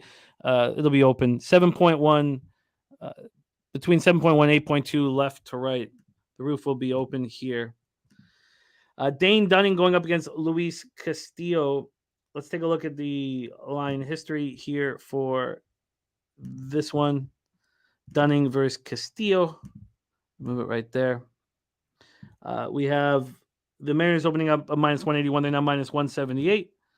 This total opened up at 7 and is now 7.5. Let's take a look at the cash flow we have in this one. For the under, 61% of the tickets and 54% of the cash, we've seen this go up a half run. Maybe it was just too low to begin with. If you've watched Luis Castillo over his last 3 starts, they haven't been great. Mariners have 75% of the tickets, 69% of cash, and the market's moving towards Dunning and the Rangers. And look, I like Dunning. And I know he's only had 1 start. This guy didn't make the rotation, but he's been sitting there watching, and now he gets his start. And I like him. Now, I know that he was much more trustworthy at home than he was on the road last year, and now he's on the road, but he's been very good. 25 in the 3rd innings, hasn't allowed a home run. He's had 1 start. It was at the Angels, and he didn't allow a run in that one. 5 innings, 2 hits, 3 Ks, 1 walk. And Castillo's looked a lot more vulnerable. Now, I'm not going to sit here and say that he's just not an elite pitcher, because we know that he is exactly that, an elite pitcher, a pitcher that I would like to back, as much as possible. But there's no getting around what's gone on for him in the last 3 starts, and he hasn't looked that good. He's allowed 9 earned runs over his last 17 innings, 17 Ks and 5 walks over those 17 innings. Now, 2 of those have been home starts, against the Cards and the Astros. They both got to him. The Jays knocked him out after 5 innings. That was in Toronto. I'm very curious as to what you are going to do with him. Rangers are hitting 259, 768 versus righties. Mariners just 232, 699 OPS. Rangers bullpen 3.80 ERA, 1.20 WHIP. Mariners bullpen 2.85 ERA, 1.23 WHIP. Joe Yurgich moving on the Diamondbacks. Take it away for us here, C-Mac, Rangers, Mariners. Let's get to the total. I think the over is a little bit live here. I mean, but Castillo, obviously, top tier pitcher. You mentioned his last few starts haven't been great, but he's been all right. I think they think Dane Dunning could get cracked. The problem is Mariners. This lineup's tough to trust. Here, Jimmy. They just last night was all right too. I thought the Rangers still had value. I had the Rangers last night. I lost that. Dane Dunning on the road the last few years has not been good. But this year, coming out of that long relief, he's been really good. And then that first start against the Angels, like you mentioned, 5 innings, 2 hits, 1 walk, 3 Ks. But I think he could get hit around in this one. I lean over here in this game. And the Mariners, I think, are just big price here. I think they could get to Dunning. Maybe look at their team total. It's tough to trust them right now. I just don't like how they've been playing baseball. I think they're a 500 team. I mean, it has to. The books then would have to be saying that the over is the play, because the market not moving to Seattle tells me that Dunning should be okay. If I thought Dunning was going to be lit up and the line had gone from 7 to 7.5, then the market would be moving towards Seattle. So, I think you're right. I think that is telling us that the over is the play. Let's go back to the totals on the over here, just the cash totals. We have 61% of the tickets, 54% of cash. Yeah, I mean, yeah, that's all I can say is yes. I think Rangers the over is the play. They ended up not scoring a run last night, right? And the game before that was 2-1. So the bats have gone a little cold. I think they can maybe get to Castillo. But I think they get to Dunning, though, at least, the Mariners. I'm not even really sold on that, in all honesty. I don't trust their offense. But Castillo just – so the question is, when is Castillo going to be very sharp again? Is it here? It could easily be here, but – Oh, it could easily be here. Yeah. So – but this is sharp money on the over. There's no question about that. And, I'm going to join them. Yeah, I think I'm going to get there. I want to look at a couple things. All right, let's just see what I'd get offered here. Yeah, we got the over umpire here too. Whitson, he's already 7-0 to the over. Getting even money on that over. There's been a ton of runs in his games. It's a beautiful day too in Seattle. I mean, it's not hot, but it's beautiful. And, I know this Seattle bullpen's been so good, but oh man, I got a ton of action to start today. It's gonna be fucking awesome. Whew. Yes, Johnny Gunn's gonna join me on the over. There's Cheshire Cat in the house. Okay, so that would leave me. I've got to bet this over 7.5, but that would leave me with 5 bets here. Unfortunately, that Cleveland over got. What can I say? It just got, or the under, got away from me. I was just thinking too long here. So, Noli knows not liking our look here on the over, I imagine. Yeah. Joe Yeager says, I think the roof status caused some over movement. I'm just guessing that the roof, I don't have any confirmation that the roof's going to be open. I just thinking at 59. So I guess that means that Noli is moving on the under here, Texas, Seattle. And then, if you are Noli, that extra half run could be very helpful. So it's good that the market moved in that direction. But Noli, I look at I got 5 bets and 4 of them are to the under. Okay, I just got to get this Texas, Seattle one in. So let's discuss the next spot on the board then. More afternoon action for us. 3:45 p.m. Eastern. Washington Nationals at San Francisco Giants. Nats 15-21, 9-9 on the road. Giants 16-19, 10-9 at home. This is a game I can't wait to talk about, because I don't think that. I don't care that the roof's open. No one knows that that was not predicated on the roof being open at all. This is that I think that's sharp cash on the over. And then, Luis Castillo could have an excellent start here, more than capable. But the Rangers are good against righties, and Castillo's not looked good for 3 straight starts. And I don't know what Dunning's going to give you, but I actually do kind of believe in Dunning. And I believe enough in Dunning where my only bet, if I took a side, would be the Rangers, which I'm not going to do. But let's talk about this spot here, Josiah Gray and Sean Manaea. I'm excited to talk about Sean Manaea because this is a pitcher's ballpark. And I know I've got burnt backing him once already in San Francisco, but I don't think that he's quite as bad in this ballpark as the numbers indicate. And Josiah Gray should enjoy being in this ballpark. And that was a pretty good performance he just had at the Diamondbacks. 5 innings, 7 hits, 3 earned runs, 1 homer, 6 Ks, 2 walks. We know the Diamondbacks been raking against righties. I agree. Castillo is elite. He's elite. He hasn't been elite the last 3 games, but there's no question in my mind that he's elite. A lot of people were saying that Corbin was trash. And I was like, okay, but we both said he's had 3 quality starts in his last 4, and I backed the first 5 under, and he rewarded me there. So there's no question that Castillo's elite, and I can be completely wrong here. But he hasn't been very good in his last few starts, and this is a low total. And yeah, yesterday was a low total in that game, and it went under. So we'll see. And this is part of the fun. It's part of the fun. So, but this is not roof being open related, even though it is nice, beautiful day there in Seattle. All right, let's go back to Oracle here and discuss the weather for this spot. 56 Fahrenheit, 12.8 miles per hour out to right center. Gets up to 13.6. Always stays around 56 Fahrenheit. Let's go over to the line history here in this one. Gray versus Manaea. And there's been a 14-cent move to the Giants. 143 to minus 157. From a total situation, this opened up at 9, minus 114 to the under, and it's down to 8.5 now. That's interesting. It sort of kind of correlates with the way I was leaning in this game, even though I like Josiah Gray. For the total, you have 58% of the tickets, 70% of the cash on the over. 58 and 70, and this is clearly moving towards the under. For the money line, 48% of tickets and 86% of cash on the Nats, and the market's moving towards the Giants. They are opening up their arms right now to anyone who wants to bet the over, opening up their arms. Manaea's last start at home versus Brewers wasn't very good. The Brewers can't hit lefties, and they got to him. Sure, Cheshire, we have touched on that game, but we can get to it afterwards. And thank you, Yellow Stars, a thing of beauty beside your name, Cheshire. Thank you for supporting us for 6 months.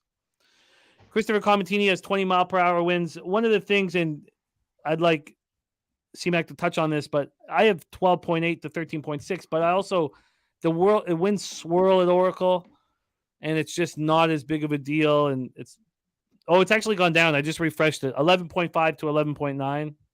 Yep. So, and it's just not, it's also blowing out to the deepest part of the park. The Nats are hitting 289, 751 versus lefties. The Giants 246, 788 versus righties. Both bullpens have struggled this year, but we expected the Nats bullpen to struggle. We're a little surprised how bad the Giants bullpen has struggled. Take it away for us. I did go over the cash flow. Yes, I did. Go take it away for us here. Nats, Giants, and touch on the weather or the wind at Oracle. Yeah, I have the similar too. The couple sites swish here, and you're right though. It's the deepest part of the ballpark, and it just so swirls there. Like you mentioned, it's tough to go off. Anything there. Manaea, I just can't back him here as a favorite at all. He struggles with his pitch count. I mean, for him to go 5 innings, I can't remember the last time, Jimmy, he went 6 and gave up nothing. I know he had that in that start with St. Louis was only 2 1/3. He was out. He gave up 1 run. There's always ducks on the pond. Nats have hit a little bit better. They couldn't get a run across, Jimmy, too. They had like 6 hits in the first 4 innings yesterday against the Giants and got nothing there. So I don't love that in this one. I lean under. Gray has been really good on the road. I've had success fading him at home, but he's been money. He's so up and down. I wonder if he's ever going to be elite. We'll see down the line, that Dodger trade that was made. But I think the Nats, first 5, I think you can only look that way to maybe scratch a couple runs across here. And I hope Josiah Gray is good. Giants hit righties better, but I don't know. I think the value here is with the Nats. Yeah, he started so, and obviously we talk about the biases that come, and obviously I remember when Manaea was a good pitcher, but he had that start on the 8th of April, and for me, I was like, it's a I told you so start. He went 6 innings in this pitcher's ballpark. You look at guys like Jake Junis, just bums, pitch well at this ballpark. And I kind of was like, oh, I think Manaea will have that ability too. I did not have him in that Royals start, but I remember pointing at it saying, look, it's this ballpark. You can see soft tossers can get away with it. And then another team, Royals are like Nats, very light hitting, bottom of the league. Is this the start that's very good, like you mentioned? But he's not. It makes him look good. I mean, he's not done anything since.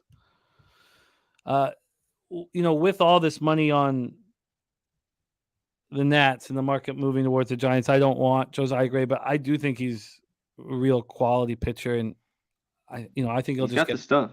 He'll get better with more opportunities and more, as he gets older. Mike M says Nats have won 9 in a row versus the Giants on a Wednesday.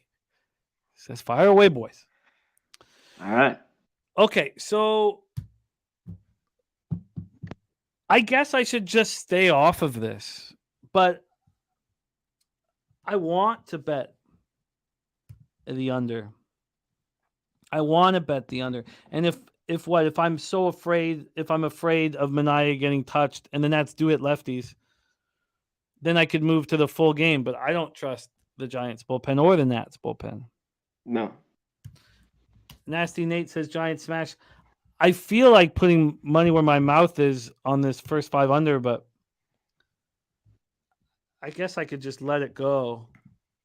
Again, looking at this cash-wise here, I mean, 49% of tickets, 86% of cash is on the Nats, and the market's moving towards the Giants. And then for a total situation, you have 59% of tickets, 70% cash on the over, and it's moving to the under. Rant's thinking about the under. I'm thinking about the under.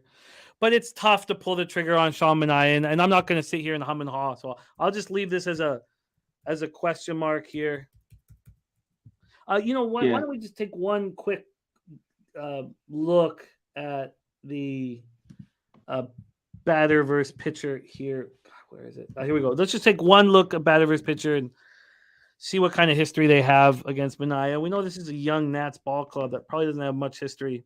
Let's just take one look. No, I get 6 for 34. I got. You got that, okay. $1.76. Yeah. They've hit lefties though. Not much power, slugging in that, but 289. So if they could get a couple off him, and Gray's good, I think I'm leaning Nats first 5.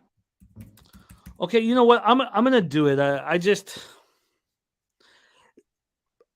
It does actually correlate with the way I saw this game, and now I'm just afraid. I'm afraid because it actually correlates. I'm like nervous because it's Manaea, and now I have to put my money where my mouth is. But that's all, and I know that's what's happening right now. So I'm going to move on the first 5 under 4.5 in this one. I don't think there's any rush for me to do it either.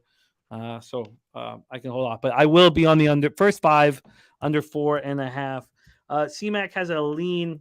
I'm not going to put the lean into my notes just because I don't want it to get confused with an actual pick. Yeah, so. That's fine. Like this one too. Like I still want to look at the lineups, just kind of like that Rangers over a little bit. I was just waiting for the lineups here too. I feel you. All right, let's roll on.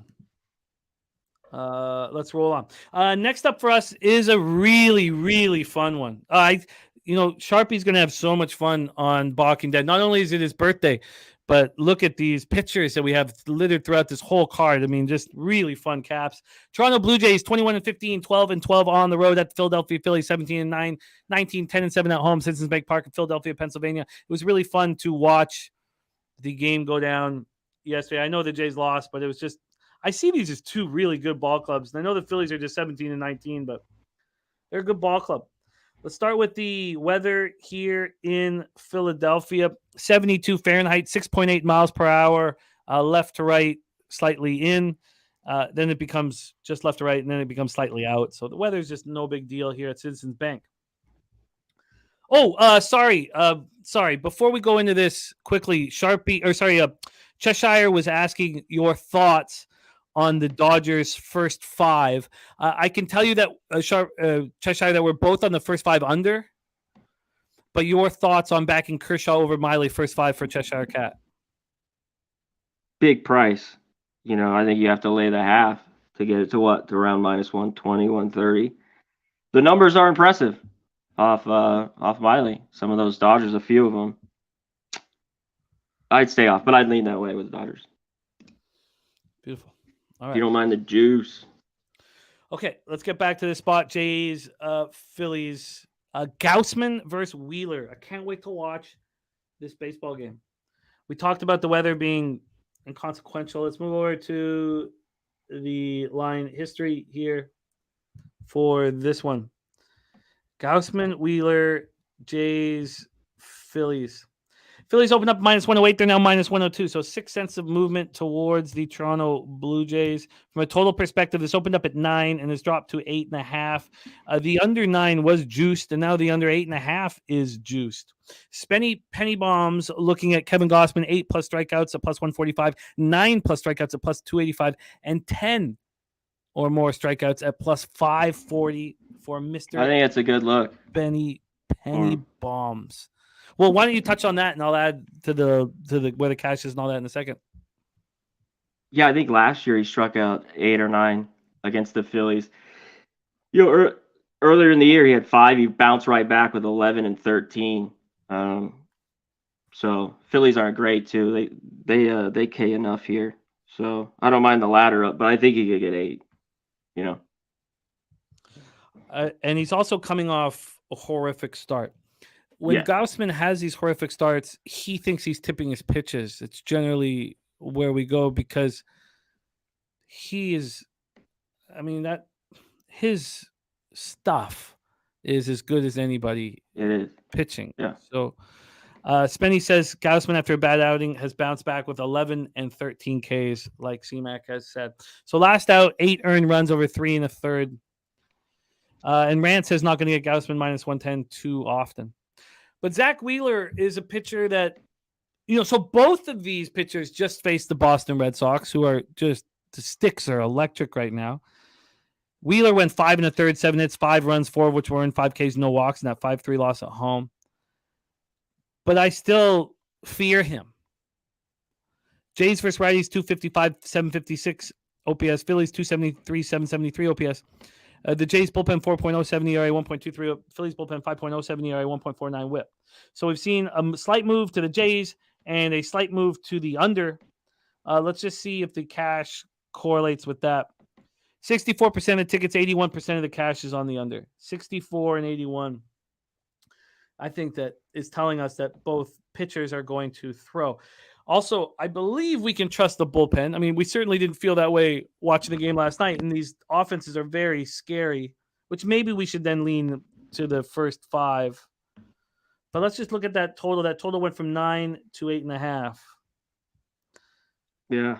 So then we have on the money line 31% of the tickets and 57% of the cash on Wheeler and the Phillies. Look, Piker says sharp over here. Look again. The over with these two, they've gone over. It went over last night when they've met. But both these pitchers off these starts where they got kind of hit. Gaussman really got touched up. And Wheeler, like you just mentioned, both against the Red Sox. Do they come out, better here? Gaussman, too, pretty good at bats. Harper's 8 for 18. Turner 7 for 21. There's a few guys that hit him. Schwarber has 3 jacks, 3 for 8. But he could be lights out, and he's been very good off those bad starts you mentioned, Jimmy. Yeah. Is his batter versus pitcher enough to by the way, Taint play of the day is in. We will revisit that spots. Diamondbacks first 5 minus a half. He's also on Detroit, Cleveland first 5 in full game under. I wish I got to that under earlier, and it's costly sometimes waiting. It does help me in the long run, but cost me there because I didn't move on the 7. I'd like to look at this batter versus pitcher because when you look at it, C-Mac, is it enough to keep you off? Yeah, I'm going to be off. And is that play a part in it? Yeah, a little bit. So, this is just off for me. I don't want. I think they both maybe pitch well, and I don't want it. Matty Ice saying Gausman has struggled in Philly. Yep. And Piker seeing. It's very interesting when you look, depending how you track the line movement. Everybody does it differently. Obviously looking at Pinnacle here is changing it. Pinnacle opened this line yesterday at 5:31 p.m. at 9, or this total, I should say. He saw a consensus 7.5 and 8. It's funny that you say that because I've got one site that says that as well. 7.5 and 8, but here clearly Pinnacle opened this up at 9. Let's see what Bet Online opened it up to, so that I don't get too caught up in it. They opened it up at 8.5, juice to the over. So I believe in that opening line at 9. Open it at 8.5 to the over, and it's now heavily juiced to the under. So I'm going to trust this here, Piker, but all of this is up to their own interpretation and their own belief. The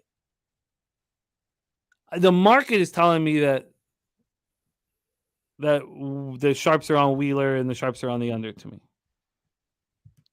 But we've seen a slight move to the Jays, so maybe that, Mally Mal says Jays money line, Jays first 5 team total over. What was the weather? Let me look at the weather one last time here. I think that's going to help the movement. I mean, it's not heavy, but I think it's going to help the movie. Nice day. I feel like these pitchers are going to throw. Let's just take a look at Wheeler here before I decide to move on this. By the way, top of the first, A's have 2 men on. Very quickly. I'll be right back. Yeah. No worries. Very quickly through the top of the first in Rockies, Pirates, and there's 2 out now in the bottom of the first. So that makes me feel good.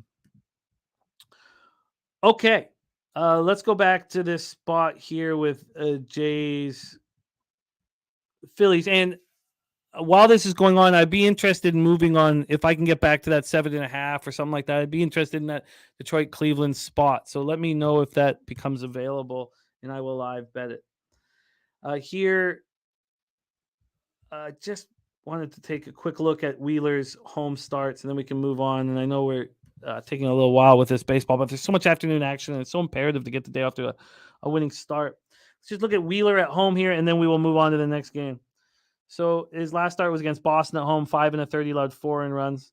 Colorado at home, 6, and he allowed 3 earned runs.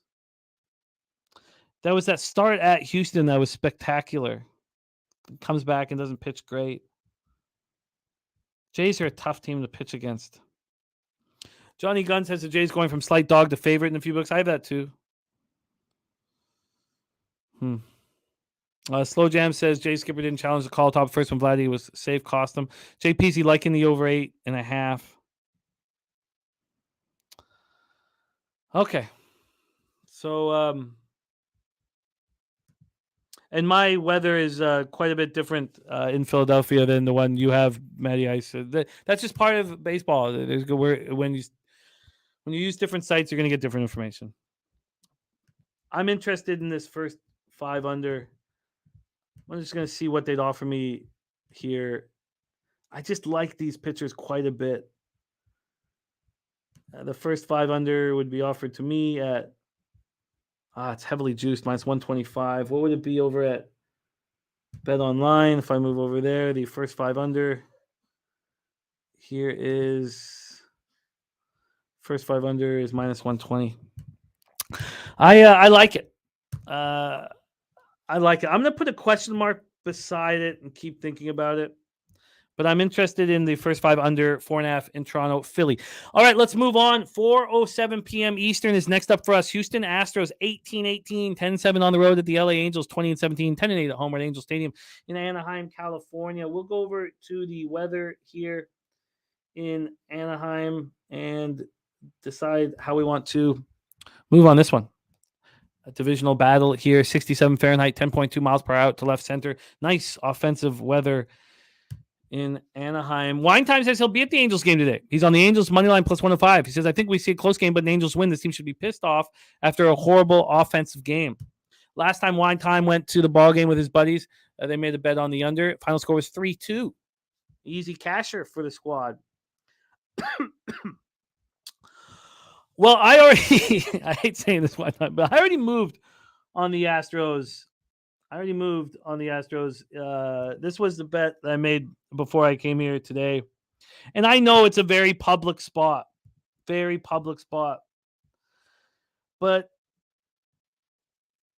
I just think this is the right bet. It's moved back a little bit.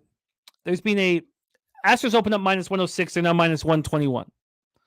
Angels opened up minus 102. They're now plus 111. From a total side of things, it's opened up at 9.5 minus 117 to the under. There's going to be no movement on the under. Nutflush saying it is cool. The weather is cool here in LA. So it's not, not hot offensive weather, but it is blowing out. But when it gets hot, the weather really pushes it over. Matty Ice says Javier owns LA. I do not like going up against Wine Time in this spot. 68% of tickets, 80% cash is on the over. Line's not moving there, so that does not appeal to me. 88% of tickets and 97% of cash on the Astros. Now, that makes me nervous. That makes me very nervous. We're talking Astros, Angels, and I already doubled up on the Astros and Christian Javier. 2-1, 3.54 ERA, 1.06 whip, 43 Ks, 9 walks, and 40 2/3. Last start was at the Mariners, 7 innings, 3 runs, 8 Ks, 2 walks. Griffin Canning coming off a bad start at the Cardinals. We can expect him to be better, 5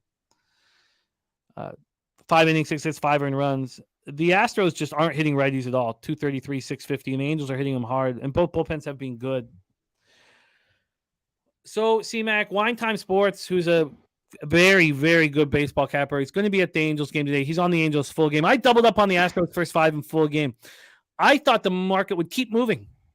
I took the first 5 minus a half at plus 110 at Bet Online, but I took the full game minus 125, which is probably juice. It looks like I didn't have to bet. Matty Ice is also on Houston. What is your plan here, C-Mac, Astros, Angels? Yeah, what do we get here from Griffin Canning? I like how the Astros have been playing a bit better lately. One of the keys, too, some of their guys have finally got going. Even Bregman, I wanted to throw this out there, 4 for 5 with a home run off Canning. Maybe looked his total bases. I haven't moved on it yet. But a guy who's been struggling all year, and his strikeouts are down and his walks are up, and he's been not very good, but 2 for 4 the last couple days. So look for a Bregman prop there. I think Javier's just been good. This Angels team, other than Ohtani, he's got a couple of homers. He's done well. They haven't hit him at all. A lot of offers throughout this lineup. And Canning is the big key. Does he pitch well? I think if he does, we got a low-scoring game here again. Is this total too high? I don't know. I wanted to look at this further. I'm with you though a little bit with the Astros. I just don't know how I'm going to play it right now. I think that the total is too high. I mean, the wind's blowing out. It's a nice, it's 68, 10 to straightaway. But look at all that money on the over. You got 68% of tickets, 80% of the cash on the over. It's not moving a cent. These bullpens have both been good. It is an important game. Yeah. Important series. And I think that Canning is good. And the Astros are starting to hit a little bit. You know what? I love Matty Ice is on it, and I want to be on it too. I'm going to be on the full game under 9.5 here. I trust the bullpens enough to go full game. Okay. I like that you're leaning there. We'll see if you pull the trigger. Matty Ice is on it. It correlates for me. All right.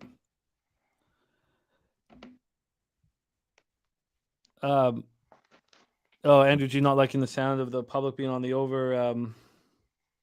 68% of tickets, 80% of cash at this point, and it's just not moving a cent. Wine Time says you might have talked me into the under. I think Javier is going to pitch well, and I don't know what Canning is going to give you, but yeah. But if he's good, I think the under it's there. Yeah. And the bullpens are both good, and I think Canning is going to be above average at home. So Mike M says Astros are 26-1 straight up on the last game of a series. If they're on the road, the next game and the line is shorter than plus 121.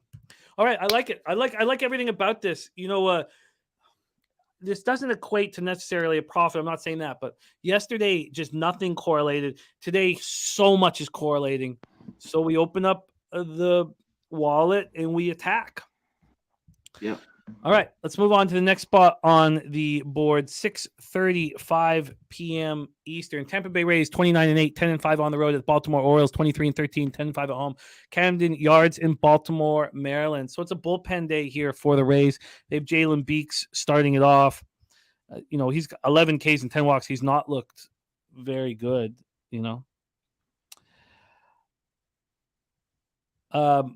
Yeah, I hear you, Johnny. I hear you. Yanni Chirinos will be the pitcher who comes in afterwards. He's been okay in a short sample size, but I don't 8 Ks and 19 in the third, 8 Ks, 6 walks. I don't really know what he's going to deliver. Slow jams, Arsenal. You just have to make your own. Like it's not it's not a black and white thing, but basically if 35% of the bets and 70% of the cash is on a side and the line's moving towards that, it means that there's big bets or sharp money on that side and the market's respecting it. If there's 68% of the tickets and 80% of the cash on a side and the line's not moving a cent or moving away from that team, you can tell that the books are opening their arms to public cash and that they're not concerned at all about the public. But I mean, we can get into that more. Piker says, love that Astros under on it. Nicely done. I love it. Okay, so let's move on. So we have the bullpen day for the Rays. They're going Beeks to Chirinos. Rand says Kramer gets hit hard. 3-1, 5.80 ERA, 1.54 whip, 20 Ks and 11 walks. Had a rough start to the season, but that last performance in Atlanta was very good. And I believe in him. 6 innings, 6 hits, 1 earned run, 3 Ks, 2 walks. Both teams smash the opposing arm. So Rays smash righties. And the Orioles smash lefties, but we don't need to get too into that because Beeks is only going to be there for maybe an inning? Yep. Rays bullpen and Orioles bullpen, both elite bullpens. So let's take a look at the weather here in Baltimore. 72 Fahrenheit, 5.8 miles per hour out to left center. Stays between 5.1 and 6.2 miles per hour. Let's go into the line history here for this one, Beeks versus Kramer. We have Tampa opening up minus 125. They're now minus 12. They got down to minus 106. At that point, 19 cents of movement to the Baltimore Orioles.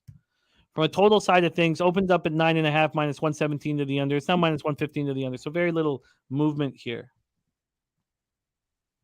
Let's take a look at the cash flow for this one, Rays Orioles. Total-wise, 74% of tickets, 75% of cash on the over. Line's not moving towards the over. I mean, how many unders am I going to end up with? Then 59% of tickets and 90% of cash is on the Rays, and the market's moving towards the Orioles. Yeah. Fucking wild. Absolutely wild. Take it away for us, C-Mac, Rays, Orioles. I don't love that. And normally I'm not, but I'm looking at the Rays. I like the Orioles yesterday and the under. This is one. It's sometimes there's so many baseball games where it doesn't happen, like you mentioned, but I think there'd be some runs. But you mentioned how good the bullpens have been. So maybe you look first 5 over here. I don't do a ton of those, but he pitched really good against the Braves. I mean, he was lights out. Now he's back at home. Another good start. I guess that's what they're thinking. Mm-hmm. But I think you take the Rays here. He'll just go an inning, like you mentioned. Bullpen's pretty good. And I'd lay the half run. That's what I was looking at, especially at plus 120 here. I think they can get the good old Dean. I don't love the move though. I was looking at that all morning. And I had Johnny. I knew Beeks was the starter at 5 hours ago, but I hear what you're saying. I think Chirinos has been good. I mean, he was probably going to go 3. I mean, he's been all right. Yeah, 8 Ks and 19 1/3 with 6 walks. But you're right; he's getting no contact against them. But I don't know how long that lasts. This is another under for me. But I guess I should stop myself. These bats are so strong. These bats. So maybe I'll just not stop myself, but slow myself down here. Let's go back to the cash flow on this total. 74 and 75 on the over. I love these two pitching staffs. We know that great pitching can not necessarily stop great hitting, but slow it down. I love these two pitching staffs. Are you moving on the first 5 race? Not yet. It would be minus the half too. I want the plus 120. Give me a Rosa Arena though here. Over 1.5 bases, plus 120. A Rose Arena over 1.5 bases at plus 120. CMAC gave out 2 player props on his last show with us, April 26th, for your over 1.5 bases, and Goldie hit 2 homers, and Acuna, was it Acuna? Yeah, it was Acuna. Goldschmidt today might be one. Put a little on his jack too. If he's plus 600, but 3 for 7 with a couple homers here off Dino. I'm going to move on the under 9.5 in this spot and trust the pitching. Okay, let's keep moving on. 6:40 p.m. Eastern, New York Mets 17 and 19, 10-11 on the road. Cincinnati Reds 15 and 20, 11 and 8 at home. Myron Kidd in the house. What up, Myron? Rance like in the player prop as well. We're at Great American Ballpark in Cincinnati, Ohio. Let's take a look at the weather in Cincy. 77 Fahrenheit, 5.9 miles per hour in, between 5.9 and 5.2 miles per hour. Let's go over to the line history in this spot. Verlander versus Green. Opened up with the Mets minus 165, now minus 147, 18 cents of movement away from them. From a total perspective, this opened up at 8.5 and is now at 9. An expectation of offense here at the Great American Ballpark and 2 good pitchers on the hill. So, line history-wise, we did that. So let's take a look at the cash flow then on this one. Total-wise, 48% of tickets and 59% of the cash is on the under. 48 and 59. What was happening again on it? Sorry, let me just refresh myself. And it moved up a half run. So, wow, that's interesting. Money line here, 32% of tickets and 87% of cash on the Reds. That's absolutely wild. Harrison Bader, home run for Rocco Rogers. Excellent work. 4-0 Yankees. Excellent work from all of you guys. I love it. Nice. Justin Verlander has started 1 appearance and, 5 innings, 5 hits, 2 earned runs, and 2 homers. He got lit up in the first inning. He got lit up and smoked for those 2 homers in the first inning. And it was interesting because our guy, Danzo, was on the first inning over 1.5 runs and said, watch this, he's going to get lit up. And he got lit up, and then he shut them down. It was wild. And shout out to our guy, Danzo. Slow Times Arsenal says Verlander may get touched again. And Rick J says balls carry there. Good. Hunter Green on the other side, last start 5 2/3, allowed 5 earned runs and a home loss versus the White Sox. It wasn't great. There's Skywalker in the house. Love having Skywalker back in business with the fam, man. Love it. He was on our Kentucky Derby show. Great to see you, Skywalker. Yeah. Hunter Green, 3.74 ERA, 1.43 whip. And you can imagine when you're going up against Verlander that, you really want to deliver your best. And that wouldn't surprise me. Obviously, with the 37% of tickets and the 80% of cash on the Reds, the market moving towards the Reds, they're saying that Hunter Green's going to have a good start. But what's Verlander going to do? Mets versus Rockies 236, 711. Reds versus Rockies 243, 695. Mets bullpen 4.03 ERA, 1.16 WHIP. Reds bullpen 3.79 ERA, 1.31 WHIP. Take it away, C-Mac. Mets, Reds at Great America. Yeah, I mean, I guess there's going to be some more runs here. But I think if Green's going to bounce back, last night, like I mentioned, the runs, but the Mets haven't been hitting. I thought, Verlander gave up those homers, but he settled in. It was his first start. You mentioned it opened 8.5 at some spots, right? Because I have a lot of other spots to open at 9, and this just hasn't moved. Right? Yeah, I feel you. It only lasted 8.5 for 9 minutes at Pinnacle. Yeah. So and a few other spots. Okay. I like the under here. Hunter Green, those. It's been touch and go with him, with me betting him. I think he bounces back here at home. I can give you more information too. At Bet Online, it opened at 9, even money to the over. It's now minus 115 to the over. But that move happened at 9:24 this morning. As of 8:26 this morning, there'd only been a 2-cent move to the over. Okay.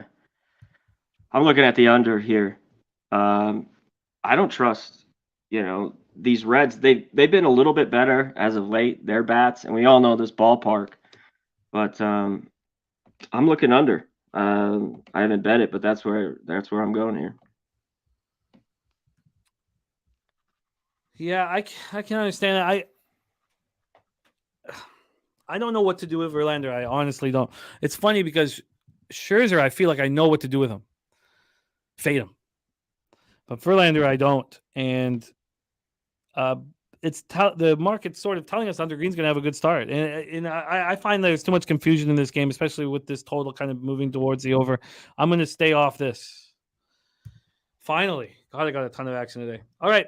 Let's move on to 7:20 p.m. Eastern. We had the Truist Park in Atlanta, Georgia, and Jose Bouquet's Boston Red Sox in effect. 21-16, 8-9 on the road. Braves 25-11, 10-8 at home. Nice to see you, Jose. How are you, my friend? I'm doing all right. Can't complain, but still no pitcher for the Braves. So we don't think it's Schuster? I don't know. Good question. Yeah, Jared Schuster is the expected pitcher for the Atlanta Braves. He's not pitched. I believe he's been called up. I believe this is pretty much locked, but let me know if I'm off on this. I've capped this with Schuster in mind. Brian Bayo with the Red Sox, 101, 5.71 ERA, 1.73 WHIP. Last start, 11-5 win at home over the Blue Jays, and he looked okay. His defense didn't help him. 5 innings, 6 hits, 4 runs, just 2 of which were earned. Homer, 5 Ks, and 1 walk. Jared Schuster, we last saw him April 7th. Jared Schuster is the first-round pick in the 2020 draft out of Wake Forest, 24 years old. He's also from Massachusetts, and this is a huge start for him in his life. He's been lights out in Gwinnett this year, 4 starts, 19 innings. Now, nobody's hitting him, but 17 strikeouts and 13 walks. I mean, to have a 2.37 to have allowed 5 earned runs over that time is pretty impressive if you're walking that many batters. So that's an issue. And he's going to be so jacked up here going up against his Red Sox. Very, very, very interesting. There's Mark Schillingberg in the fact. Nice to see you. Jay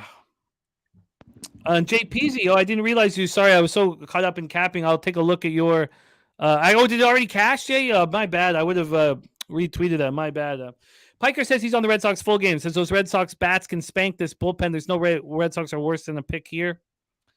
The question here is, what's Schuster, if he's in, going to give you in the most important start of his life?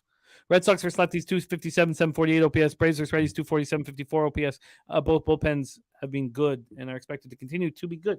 Let's take a look at the line history if we have any, and the weather, and then hear from you guys. And you can go with the expectation that Schuster's going to be in or not. It's totally up to you guys. 83 Fahrenheit, 6.7 miles per hour, left to right, slightly in. Stays around there. Line history-wise, we have... it must be Schuster because their lines are out and Pinnacle's out. So I think it's got to be Schuster, but obviously minus 154 to open at. Now it's minus 152. Let me see if Bet365 has Schuster here. No, they don't. So, still up. So who knows? They don't have, they just have a number. So who knows who's going to be pitching at this point. Let's take a look at, line movement wise, no movement, 2 cents towards the Red Sox. Total wise, this opened up at 10, 2 cents towards the over. Then cash wise, probably not a lot of money on this thus far, but 38% of the tickets and 75% of cash are on the Red Sox. And from the total perspective, 78% of tickets, 76% cash on the under. Jose, take it away. Your thoughts, at least, on Brian Bayo. Yeah, I would assume here this is a pretty big start for Bayo just because Pivetta shut down his pants down last night. As kind of expected, we cashed both overs there, which was nice. But this is kind of like the start that gets you in the rotation, basically. And I guess I could say the same for Jared Schuster. I mean, he'll not be in the rotation for long, but he's in there. He's pitched okay, I guess. 4 runs and 2 appearances, like you mentioned. One was against the Nationals and one was against the Padres, and neither offense has really been clicking. And the Red Sox offense against lefties has not been the best either. So honestly, I found this to be a tricky game. The total at 10 made me initially lean towards an under. But I don't feel comfortable betting an under with either of these squads right now. I also would like to check the weather real quick because last night the over was aided by some wind blowing out. Blowing in 6.7 to 6.2. Okay. Yeah. I mean, honestly, if I had to pick, it'd be an under in this game. And Jimmy, you've been having a lot of unders recently. I've cashed a couple of unders as well now. Maybe the balls have been de-juiced. Who knows? Or maybe the lines are just getting too inflated because of those juice balls to begin with. But I like Bayo a lot, and it's just scary to back him against the Braves, against one of the best offenses in baseball. So it's tough. And shout out to Mike M, of course. He does think that you're going to like the weather in Boston. I do like a brisk wheeze on my butt. So, let's go to CMAC as soon as possible. Conor Mac, here we go. What are your thoughts here? Is it too difficult to go any more than a lean without knowing if it will be Schuster? Although, I think it's going to be Schuster in the biggest start of his life. Yeah, I think it's going to be him too. Both these guys, especially Schuster, very good in AAA and have gotten a hit hard here. Bale's been better the last couple starts though, and I think he's the guy. He's got real good shit. Jose should know that. I couldn't be on an under. No way. I think there's more runs. Red Sox, I'm not taking an under with them. It'd be over or pass with these two teams. Over or pass. So nothing official for you here. And I'd be on the Red Sox on the side if you gave me at this price. But okay. Well, no move for me here. It would take me too long I'd have to go look at interviews of Schuster before I could trust him going up against his boyhood team in the biggest start of his life. Jose, anything for you? Actually, no. I usually come on here and give a Red Sox play, but no. I honestly, the Red Sox are kind of in a little bit of a swoon. Not really. It's just about to be a 3-game losing streak because I don't expect them to win this game. The Braves, I think, are the best team in the National League. So I've got nothing here, especially against a lefty. If it was a righty, I'd consider it for sure. But nothing on this one, unfortunately. And Rays are very happy to see you today, Jose. Who? Okay, let's move on. 7:40 p.m. Eastern. Chicago White Sox 13-24, 7-14 on the road at Kansas City Royals, 10-27, 4-17 at home. We're at Kauffman Stadium in Kansas City, Missouri. Let's take a look at the weather here for this one. We have 84 Fahrenheit, 8 miles per hour, right to left, slightly out, basically to the left field pole, between 8.3 and 6.9 throughout the day. Lance Lynn against Helen Brad Keller. Lance Lynn, 1-4, 6.86 ERA, 1.5 through it, 39 1/3, 50 Ks, 15 walks, and 9 homers. Last start, 6 2/3, 8 hits, 4 runs, 1 homer, 8 Ks, 0 walks. I guess he's just done. I don't know what to make of him. And honestly, I don't know what to make of Helen Brad Keller either. A pitcher that I was hoping was going to be the ace of this team, and he's not looked good. He got absolutely destroyed in his last start, absolutely lit up. Yeah, 7 runs, 6 of which were earned against the A's at home. The White Sox hitting 238, 681 OPS versus righties. Royals hitting 228, 656 OPS. Brad Keller has 25 strikeouts and 28 walks.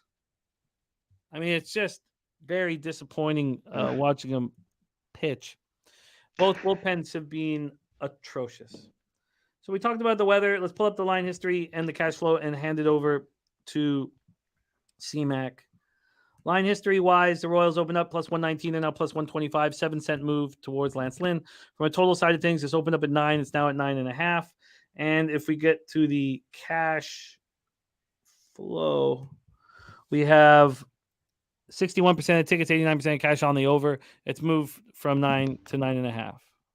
Money line-wise, 49% of tickets and 78% cash on the Royals.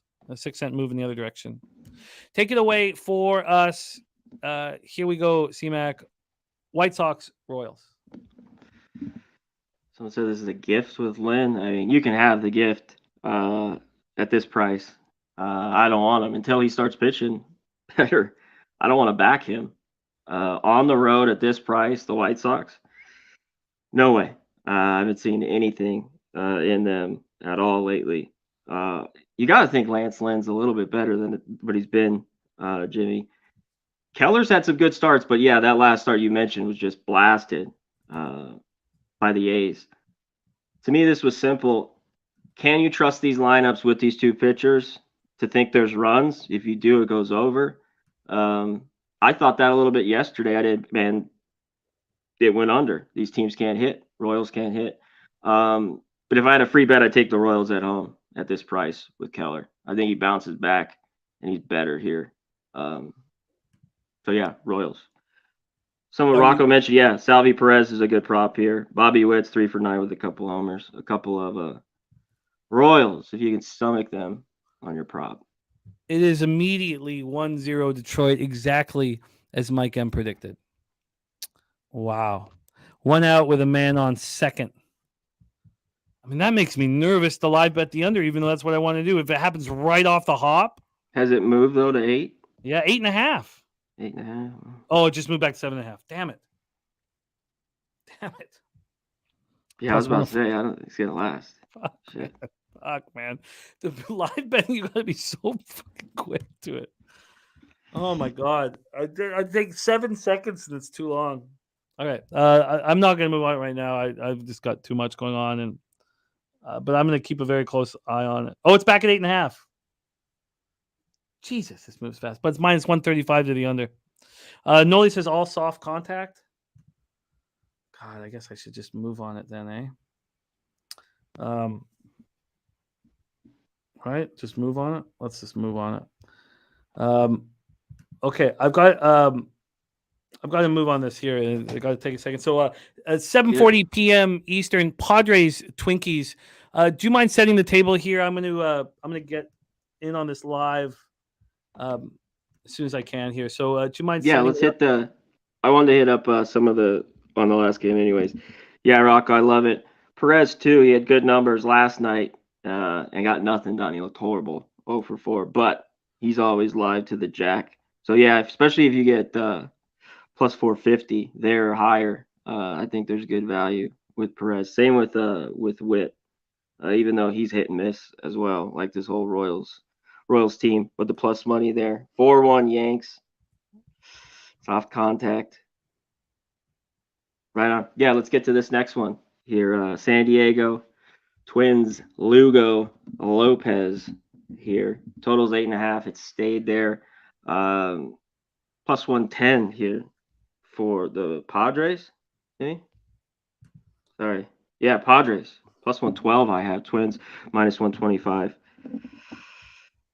I don't want anything here. I'd look on the Twins. I thought the Twins yesterday. Yeah, go ahead. What? Sorry, it's now 2-0. Jesus, this is moving fast. Sorry, now what? Now do I All just right. let it Hey. go? Let it go. If you're already in, I'm not in. then Sorry, it's just the wild ups 3-0 and downs. Pirates. 3-0 Pirates. Yeah. Hey, if you they're finally gonna Look, Senzatella. if Battenfield's going to get touched here, then I don't know how I can trust this anymore. Because Battenfield was the biggest question mark of all of them. It wasn't he was. Rodriguez. Justin Not says Jimmy. walk away. You know what? I think that I must walk away at this point. Okay. God damn. Okay. Let me move back to this spot here. Yeah. Did you touch on your thoughts? Yeah, let's get to it. I was just mentioning yesterday, I almost moved on the Twins and didn't here. I think Pablo Lopez is going to pitch well. What do we get from the Padres, this lineup? I don't know. They're not a team I really want to be backing. And you're getting them here, plus 112, right around there, 110 if you like them. One note here, Juan Soto has hit a guy who's struggling, has hit Lopez well. I marked down 9 for 25 with a couple homers. But I can't take him. And I don't think Seth Lugo on the road, though. This Twins team's boggled me here a little bit. Betting them. In a game like this, they're favorite, not huge. I like Lopez. I don't want it. I'd have to take probably half a run, and I don't really want to do that. So I'm off. It's a tough spot. Let me just add to the cap here. Padres Twins 78 Fahrenheit, 9.2 miles per hour, right to left slightly in. It dies down to 6.7 miles per hour. Twinkies open up at minus 120. They're now minus 123. 3-cent move in their direction. Total opening up at 8, now at 8.5. So we have a slight move to the Twinkies, a legit move to the over. So let's see if the cash flow correlates with all of that. First off, 55% of the tickets and 88% of cash to the Twins and only moves 3 cents. I mean, that's a red flag. Total wise, you have 61% of the tickets and 90% cash on the over, and it's gone, moved up a half run. So, that's interesting. Lugo just keeps pitching well. Aren't we all just waiting for him to get lit up? Yes. We are. Another nice start, but it was at home. Now he heads out on the road, but another nice start against the Reds. 6 innings, 1 earned run. It was a solo shot. Pablo Lopez has been good this year. He's a really good pitcher. 7 innings, 2 earned runs allowed at the White Sox. Now he's at home. Neither team hits righties, and both bullpens have been mediocre, a little worse than we thought. I thought both of them were capable of being good.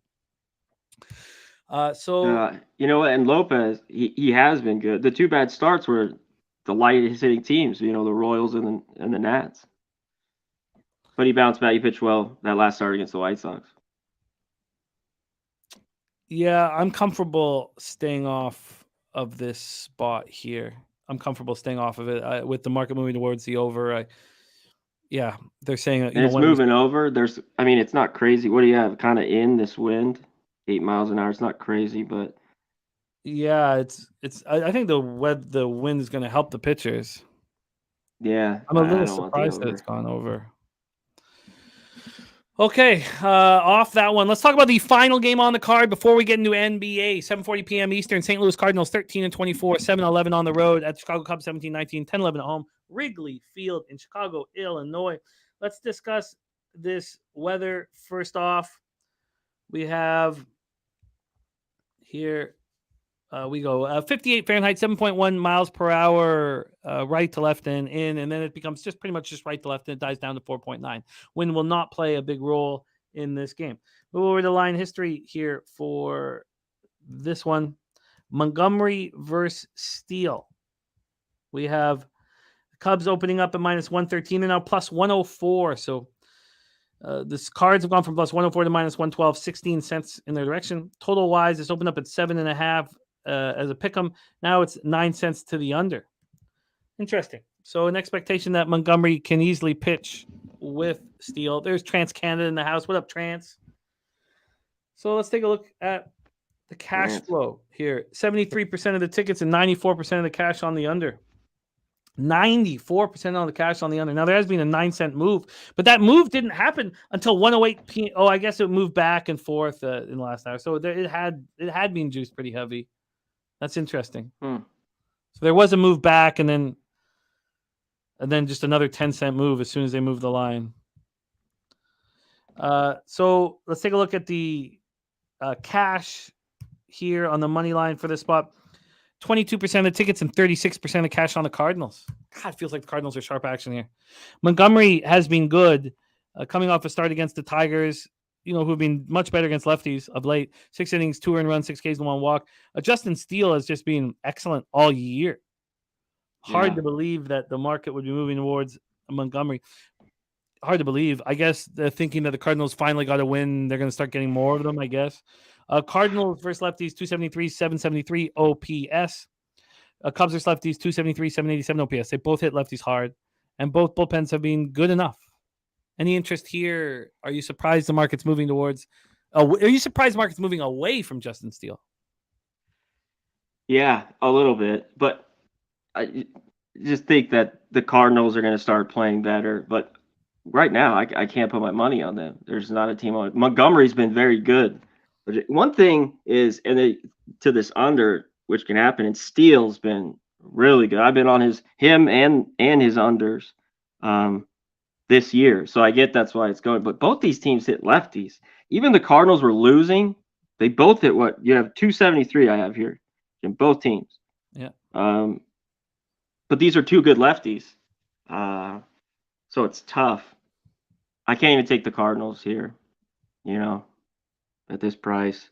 Cubbies at home and Steele at back, but I don't think I love his, this look in this one. I mean, he's been 5. He's got the best ERA too, right now in the National League. He's been nothing short of spectacular. Lights out. Yeah. Montgomery had that one bad start. Where was it? Against the D-backs. Here we go. At home, but he's been pretty good. He's been a guy I've looked to back. At least the unders. Because the Cardinals have just that pitching staff, there's so much talk there in the pen. Not good times in St. Louis baseball. This total opened up at first 5 total opened up at 4, juice to the under. It keeps going back and forth from 3.5 to 4. These teams can hit lefties, but yeah. Cardinals here, what was a few guys? I said Goldschmidt was 3 for 7 with a homer. Small sample size here, obviously, off Steele. 11 for 31. 3 for 5 for Edmund. 2 for Johnny 6. Gunn says, hammer the Cards, please. Yeah, there's clear sharp action on the Cardinals. It's just, are you comfortable going up against Steele? If I was to take the Cards here, it would be just solely on the market, really. It wouldn't be on the market, and they can hit lefties, and you think they're going to get to Steele. Jay Peasy is saying with Nico out that the Cubs offense just can't deliver. Yeah. I think they just, that first month especially, they were just so good. They've come back down a little bit, the last couple of weeks. Yeah, it just doesn't correlate enough. I would be betting this too based on the market. Yeah, I get it. Hey, Cardinals have given a lot of people heartbreak too. There's been a lot of blow in that bullpen the last couple of weeks late. Because like I said, they've still been hitting. They've taken some leads, Jimmy, and then they lose. They lose like 5-4, 7-5. It's been rough for the Cards. I'm gonna wait for them to get hot and maybe look to start back. Noli looking at the under there. I get it. Let's just. I mean, again, like with the talk of the Cardinals bullpen stuff, I guess I would. I don't mind both bullpens. I don't mind, but I guess I would prefer first 5 under in the spot. But I would really like to get a 4. I wouldn't mind. Yeah. I'd pay 20 cents for it's 20 cents under 4 minus 120. I think that's worth it here. I think that's first 5 under is worth it First 5 under 4 at -120. I'd be comfortable with that. 5 runs. I'll let 5 runs beat me with these two guys, and the market moving towards Montgomery, and I'm not concerned about Steele at home. So I'm going to move. I'm going to move on the first 5 under 4. I was willing to pay 20 cents on it, and that's available for me to bet immediately. Okay. All right. So another thing about these Wednesdays with CMAC is he spends the rest of the day working on these games. So he tweeted out gold last show. I will retweet his action. So keep an eye out for what CMAC tweets out. Let's review all action. I have the first 5 in full game under in Colorado, Pittsburgh. Right now it is 3-0. So that's vulnerable. A runner on first for Colorado with none out. Ron Crawford's spreadsheet play today is a Pittsburgh -1, and it looks great right now. Then Tigers Guardians, it moved from 7.5 to 7 before I could bet it. Then I said I would bet it if there were runs scored early. Runs were scored, and I didn't bet it, and I came so close. And it's Battenfield that I'm concerned of. I mean, Rodriguez is just mowing them down. But even here, we have a runner on second. Ibanez on second. I'm going to stay off of it. I was sure locked and loaded to pounce, but both CMAC and I are on the first 5 under in LA, Milwaukee. Matty Ice Taint play today's Diamondbacks first 5 -0.5. And I moved on the first 5 under in that one as well. I got the what did I get? I got the first 5. Sorry, it took me a second here. I got the first 5 under 4.5 -105. That was the same thing I got with LA Dodgers Milwaukee. Texas Seattle, I'm on the full game over 7.5 at even money. So those bets are all in. What I'm adding is the first 5 under 4.5 in Washington, San Francisco. The first 5 under 4.5. I'm 80% there in Toronto, Philadelphia. I have to study a little more. I'm on the full game under 9.5 in Houston, Los Angeles. The full game under 9.5 in Tampa, Baltimore. CMAX on the Rosa Rain over 1.5 bases at +120. Mets, Reds, I'm off. Red Sox, Braves, I'm off. White Sox, Royals, I'm off. Padres, Twins, I'm off. And I'll be on the first 5 under 4 in St. Louis, Chicago. And CMAC has 2 plays locked in here, but he will be adding, and we will be retweeting once he does. CMAC, third appearance here on the show. He's 6-2, plus 4.51 units. ROI plus 56.38%. Average line plus 104.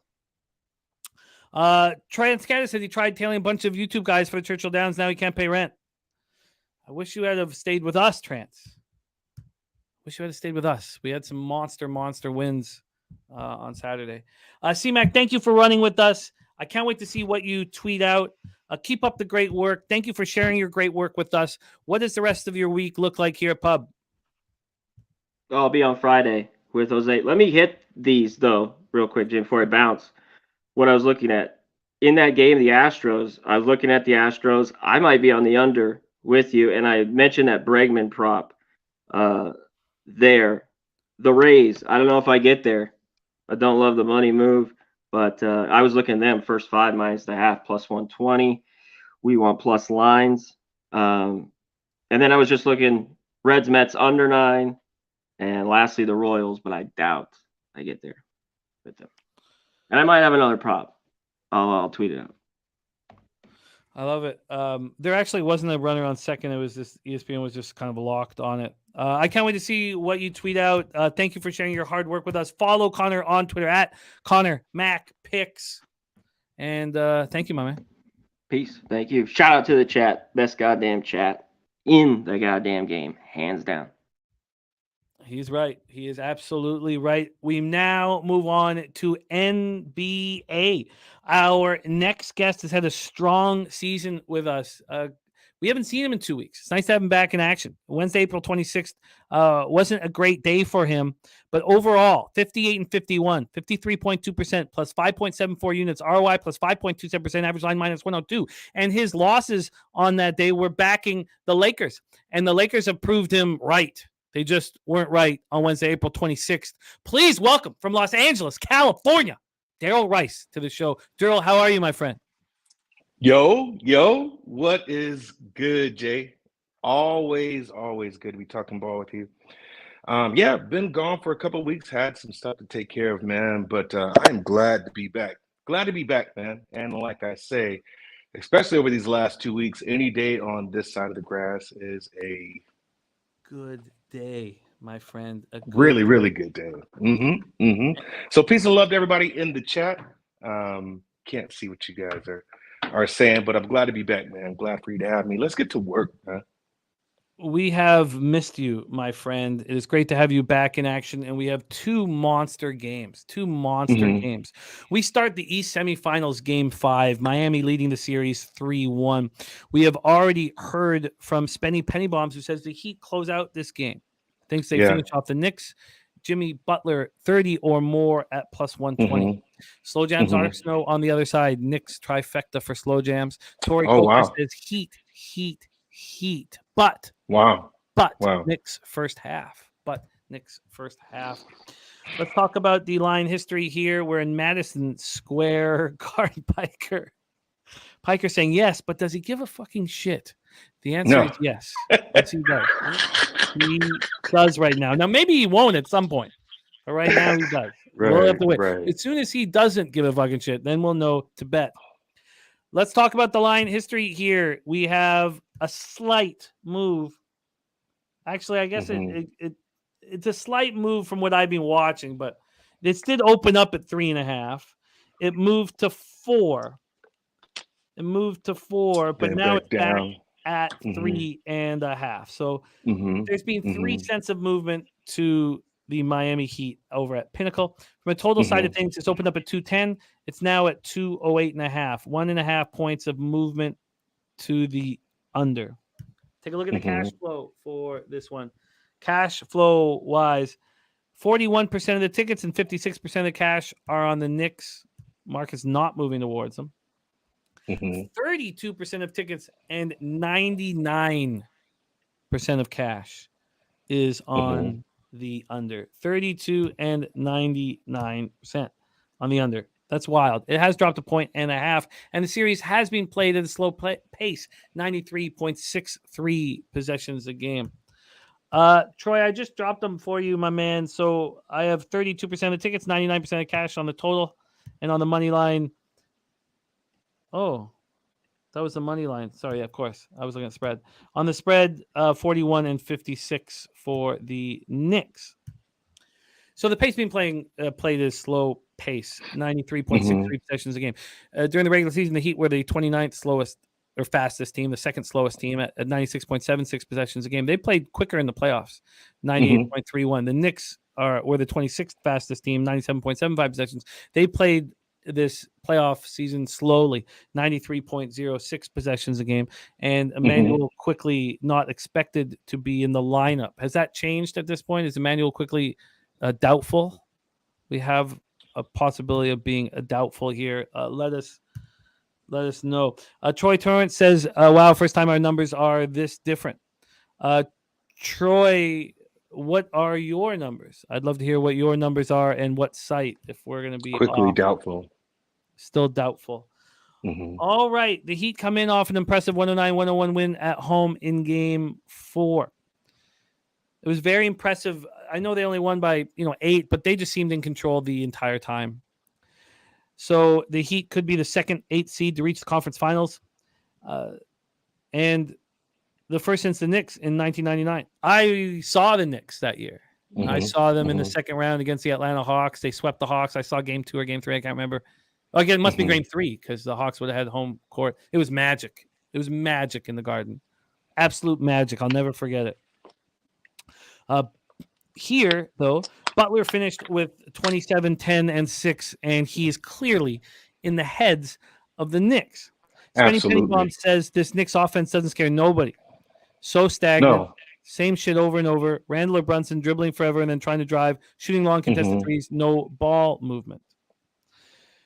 Piker says, can you imagine how huge the bets must be on the under for the spread to be that wide between the tickets and cash? Yeah, there must have been just a huge bet, syndicate type bet on the under. The Knicks are playing sloppy. They're turning the ball over at an alarming rate, 52 turnovers over 4 games. The Heat have only turned the ball over 39 times. Mm-hmm. Miami's out rebounding the Knicks, getting offensive boards on the Knicks. And that did not happen during the regular season. During the regular season, the Knicks out rebounded the opposition by 4.5 rebounds a game. And that's stopped. Emmanuel quickly not going to be there. And Randall needs to be better. And when he said, maybe the Heat just want it more. No, that was crazy, bro. No, that was crazy. Jimmy, I personally think that was the end of Randall being looked at as the leader of that squad, if you ask me, in comparison to what Brunson said. If you look at the two, the difference in those pressers, man, and what Brunson said and saying that he's got to do better, it rests on him. And then you got Randall, who apparently is the one who got the bag, who's supposed to be the leader, the locker room leader of that Knicks squad, saying that they want it more. Man, come on. What is we doing? What is we doing here? So there's a couple things I want to point out about this game and why I think the Knicks are barbecue chicken. First off, as far as the first quarter and the first half, the Knicks are not really winning first halves. They've only won one first half since they've played each other. So they won the first game in the first half, and then after that, they've lost every first half. So they're 1-4 in first half covers. Now, mind you, two of those games, or what is it, 1-3? 1-3 in first half covers. They've only won one of those. So this Knicks first half isn't a lock. Look at the numbers here. Miami smacks them in the first quarter, smacks them in the first half. Miami, for this series, has covered every bet. They've covered the spread in every game. So why are we going away from them? If there was going to be a desperation mode for the Knicks, it should have been last game because they lost the game on their home court. They lost it. So thinking that Miami can't go back to the Knicks home court and smack them like they did in game 2? Or was it game 1? I'm sorry. Then you're mistaken. The Knicks were lucky to win the game 2 without Butler. Yeah. So you're mistaken. You're absolutely mistaken. Miami covers that spread, which was 10. The closing line on that was 10. Miami still covers that with no Butler. Yeah. So lucky. I don't. Knicks were lucky. Yeah. I don't know why we're getting so gung-ho about the Knicks. Obviously, there's a difference of opinion in that locker room. Julius Randle has not been that guy. As a matter of fact, remember last series when Julius got sat down by Tibbs in the fourth quarter, the game that New York won, he didn't even congratulate his team. He walked off the court. Why are you mad by you winning a game in the postseason? So Randle is not that guy, okay? So I wouldn't be quick to take the Knicks in the first half. If you look at how the Heat are playing versus the Knicks, the Heat have multiple guys that are scoring double digits. And right now, all you're depending on is Randall, Barrett, and Brunson to get busy. And those are pretty consistent. But if you ask me, the Heat are more, I guess, they're just spread across the board evenly, where everybody's going to get touches and everybody's going to get the ball. And you're going to have more people scoring in double digits. And that's what's happened. And that cohesion only gets better as time goes by. This is a game, in my opinion, to where what I can't do is test a high-quality athlete's desperation. So I couldn't take a side. I couldn't. I honestly believe the Heat can get this done. And this is a game where the Heat are going to sit back, win this game, and then go on a rest. But I'm going to tell you what I do like. And I've already stepped on it. Max Strus over 11.5 points. Max Strus over 11.5 points. The guy is giving you an average of almost 10 threes a game. Right now, he's highly juiced to over 2.5 threes at minus 124 in this game. He's giving you 19, 16, 17, and the first game at 8 points. Right? So he's hit over 11.5, which that number has only increased 3 of the last 4 games they played. And this is going to be a closeout game to where, you do have Jimmy Buckets going balls to the wall here, but they've been winning by committee. That's how they've been winning games, if you look at it. they're kind of doing exactly what the Lakers are doing, where you could contain AD and Bron at times because these guys are old and they're going to rest during the game. And then we'll talk about that later, but there's other guys that are stepping up and winning games. You're seeing that with the Heat, where there's other guys who's stepping up and contributing to the Heat win. So in my opinion, I'm going to look at the guy who's more consistent, who's throwing up threes, jacking them up left and right, and that's Max Strus. Max Strus over 11.5 points. I've already stepped on that. I think that's a good spot. What was the juice associated? Minus 115 is where I got it. Minus 115 on Max Strus over 11.5 points. I obviously my conference bet looks bad. 33-1 on the Knicks. And there's nothing I can do about it. I'm not going to bet the Heat here. At this point, I don't know what Bam is going to be able to do against Joel Embiid if that is the matchup. So I'm just going to have to sit back and take the L on my Knicks futures if that happens tonight. I'm very curious to see if Randall can step up. I did not like hearing that comment. No, I didn't either. I know that Brunson's going to fight hard, and I know that Madison Square Garden's going to be just popping. So I'm off of this spot, but I do have interest. Wait, okay, Jimmy. Quick question for you. What about Randall has showed you that he's going to be any different in this game? I mean, this is the same player who flipped off his own fan base after a game. Right? There's nothing about Randall that tells me he is him. It's not. No, I agree. No. I agree, but but I'm not going to, just with the position I have on the Knicks, I'm not going to look. I understand that the Heat look like sharp action and that we saw the Heat as 11.5 point dogs against the Bucks. And that was on your last show. We talked about that. Your last show, for Friday, April 22nd, the Heat Bucks game 5 was that day. And, we thought that the Heat would want to rest up, give it a shot at home, and they manned up and finished the series. You rest up after the series. Yeah. No, I agree. And maybe I'm leaving money on the table, not backing the Heat. But, I've got a position on the Knicks, and I'm just going to let it play. Fair enough, but I'll say this. By the look of yesterday's game, right, Boston is barbecue chicken. And it's more or less the coaching rather. Mazzulla just doesn't know how to make those adjustments when he's having adjustments, schemed up against him. So I don't think Boston beats Philly out of that series. It's in Miami's best interest to try to end this tonight, to see what happens with Boston and Philly. We need the rest advantage. Everyone's going to talk about rest advantage and things of that nature. But you're going to need some type of rest going against Philly. So it's in Miami's best interest. And I mean, that's just how the culture works, that they need to end this tonight. Not Flush Allen says team total 106 is low-hanging fruit. Team total over 106 for the Knicks. Yeah, but wow. I mean, Knicks has only clipped 106 one time during the series, bro. Knicks 101 first game, 101 second game, 111. That was it. Third game 86. Fourth game 101.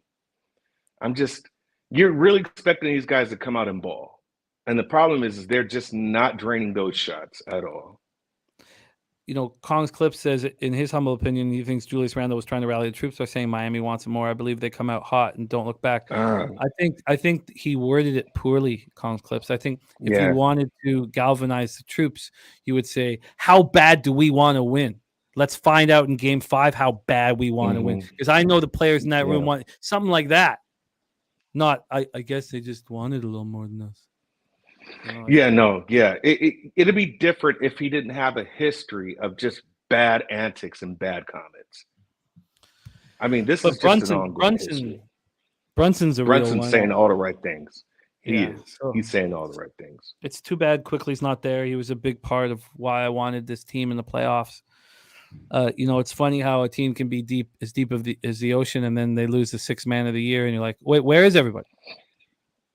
So Yeah, look, I could you don't know. That's why I stay away from a side here, because I mean, it's quite as kept. The Knicks are still a good team. They've been good all year. But I hear you, Nut Flush. Yeah, but to me, and that's why I can't really gauge a side. Like I said, Heat should win this, should close them out good today. They've covered every spread in this series. So you just kind of go with that formula. But this is desperation mode. You're at home on your home court. The stars will be out. That's why I just decided to stick with the side. I'm going Max Strus over 11.5. Yeah. DC Capper. But they did beat the Cavs at plus 170 for me in the first round, which pays for all of my future action. So, when you take a dog at plus 170 to win the first round and they do in 5 games, well, then you're right. Then you're right. You're just fucking right. So I was right. That's what happened. I was right, and I made money, and now my futures are all paid for. I mean, call it what you want to call it. I'm a fucking alcoholic. All right, so that's game 1. Why are we not on the under in this spot here? I looked at that too. I did look at that too, but it's yeah, I looked at that too. And looking at this series, Jay, I mean, there has been a zigzag as far as over under. First game under, second game over, third game under, fourth game over. So if we're just going by that rhythm, that cycle, this game should go under, right? This is at 209.5 again. These games have this game hasn't been higher than 210 as far as the closing total. So up, down, right? Is it up? And then maybe we go under here. I couldn't talk anybody off of that. But at the same token, if we're looking especially at what Nut Flush is saying, then one of these teams isn't going to hit the century mark. And we honestly thinking that the rhythm that Miami is on, that they won't get there. So if you've got the Knicks at 106, right, then that means you're going to keep this Heat team at like 199 points. So, something's got to give. And because I don't see the Knicks team total over, I can't really gauge that because I'm thinking the Heat's going to win this game.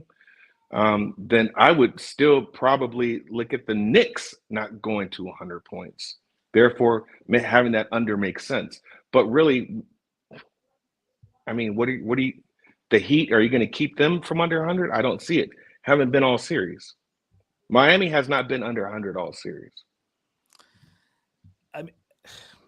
I can understand what Piker's talking about with so much money on the under, moving 1.5 points. I get it. I'm going to spend more time with this under. I'm interested in it. I split with my unders yesterday, but caught the Nuggets, so it was an okay day. I'm going to spend a little more time. But Max Strus over 11.5 points. I like the look. We have another huge game that's very near and dear to your heart. So let's move on to game 2. 10 p.m. Eastern, West Semifinals, game 5. Lakers leading the series 3-1. And how deep have they all of a sudden become? Pimp slap play today is the Golden State Warriors at minus 6.5, going for 4 winners in a row. I bet it too. And it was when we talked about it yesterday, I was like, well, how am I not on the Nuggets if I like the Warriors in this spot? So I moved on the Nuggets at a worse line than others, and it didn't matter. And now I moved on the Warriors at a worse line than others. I got 6.5 too. Maybe that's going to hurt. It's funny because I when Warriors had all these guys coming back and looking healthy, and Wiggins was back, and I was like, God, this is a deep basketball team. But the Lakers are the deep basketball team in this series. This series has been played at 100.13 possessions a game. They both played faster in the regular season. The Warriors were the fastest, 102.54 possessions a game. Lakers 101.92. The Warriors have been playing the playoffs at exactly the same speed they played it all regular season. Lakers are really close, so no help there. At least when you're playing it at 92 or 91, 93 possessions a game, then you have to be efficient to get to the over. And the Celtics Sixers game became quite efficient, or lack of defense, or lack of defensive intensity in the second half. The first half did cash, but here that this is a pretty brisk pace. Let's take a look at the line history here. We have the Warriors opening up at -5.5. They're now -7. From a total standpoint, this opened up at 226 and it's now 225. From a cash flow scenario, 58% of the tickets and 84% of the cash are on the Warriors. And from a total side of things, 58% of tickets, 93% cash on the under. That's a lot of money on the under for the line not to be moving. Myron Kidd says Looney's been put on a milk carton lately. It's funny because of all the positive things that were said about Kevon until this. But no, that's oof. Jimmy, before this series started, I had my buddy and I, we were texting back and forth about Looney, right? And he said Looney in this series would literally be non-existent. And I'm like, okay, bro, what do you have to drink this early in the morning? I mean, I haven't even gotten my wine yet. But he has some good takes about AD being more, just being a better big, obviously, than Domantas Sabonis. And Looney has been non-existent. Anybody thought he would carry over those rebound numbers from the Sacramento game to this game was highly mistaken. Highly, highly mistaken. And so, yeah, he's been non-existent. Now, these last two games, I believe he's been sick. Sick with something. Not sure, but he's been sick. It's been tough. Now, we all want Game 6 in Los Angeles, just from a fan perspective. The Lakers did just enough to win Game 4. Austin Reeves is outplaying Klay Thompson badly. And then Lonnie Walker steps up. So Klay has scored 24 points in the two losses, the last two losses, those two losses in LA. 24 points and was 8 of 25 from the field. The Warriors have won 19 straight series against the West. They've been down 3-1 twice in the last 7 years, and they won one and they lost one. This feels so similar to the Nuggets spot last night. I think the Warriors take care of business here. Wow. Okay, so it's a system play, right? But did that work for Boston yesterday? No, this is the play. It's that the bench and role players step up at home and are invisible under pressure on the road. And this team needs more than Steph Curry. Every time they play at home in San Francisco, I mean, you look at the role players step up. We already heard from Spenny that he's on DiVincenzo and Wiggins props, because they're at home. It's just that. It's that we knew that it was only Jokic and Jamal Murray in Phoenix. They come home and the role players everybody step get up. loose. Right. That's everybody gets loose. So it's not as simple as nothing. It's just that I expect the role players to step up, hit some big threes, and the Warriors to take this game back to crypto. Yeah. So one of these teams are undefeated at home in the postseason right now, and one of these teams ain't. That's one thing. One of these teams are making some serious adjustments. Well, and let's talk about that for a quick second. Curry is playing balls to the wall right now. He's probably going to have to do it this game. I saw something on BetMGM that 99% of the bets are on his over. Went from 30.5, now I'm seeing 31.5. Might even get to 32.5. Okay. Kerr, the coach, right, sits Looney down. Looney comes off the bench, brings in Jermichael Green because he's thinking Jermichael can shoot that three. Jermichael does shoot the corner three, unlike Looney, which will then have AD be honest, if you will, and come out of the paint. Tries that, doesn't work. Now you've got Gary Payton coming in to put AD in a pick and roll. You know, you're going to go small. And that game plan actually does kind of work, but you're not having your role players play as they should. Steph Curry went off that game, and I think he was terrible from behind the arc. Terrible from behind the arc. If I'm right, looking at that last game, his threes, I mean, Curry put up 31 points and was only 3 for 14 from the arc. So this is what I'm looking at here. There's always a role player who could step up for the Lakers. Not necessarily the case in Golden State's end, on Golden State's end. And because there's a role player that can step up for the Lakers, how do you game plan against that if you're Kerr and you not know who that role player is going to be? So you could have Austin Reeves step up, who's making some serious strides to be, you know, a really good pivotal player on this Lakers team moving forward in the future. You got Dennis Schroeder, who could possibly step up. You don't know where D'Lo Russell is, but D'Angelo can possibly step up. No one game plan for Lonnie Walker. As a matter of fact, I smacked on his under 7.5 points last game. You see what happened there in the fourth quarter. He went balls to the wall, 15 points.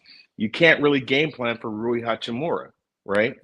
So this is what works out to me on the Lakers end. The Lakers can absolutely win this game tonight.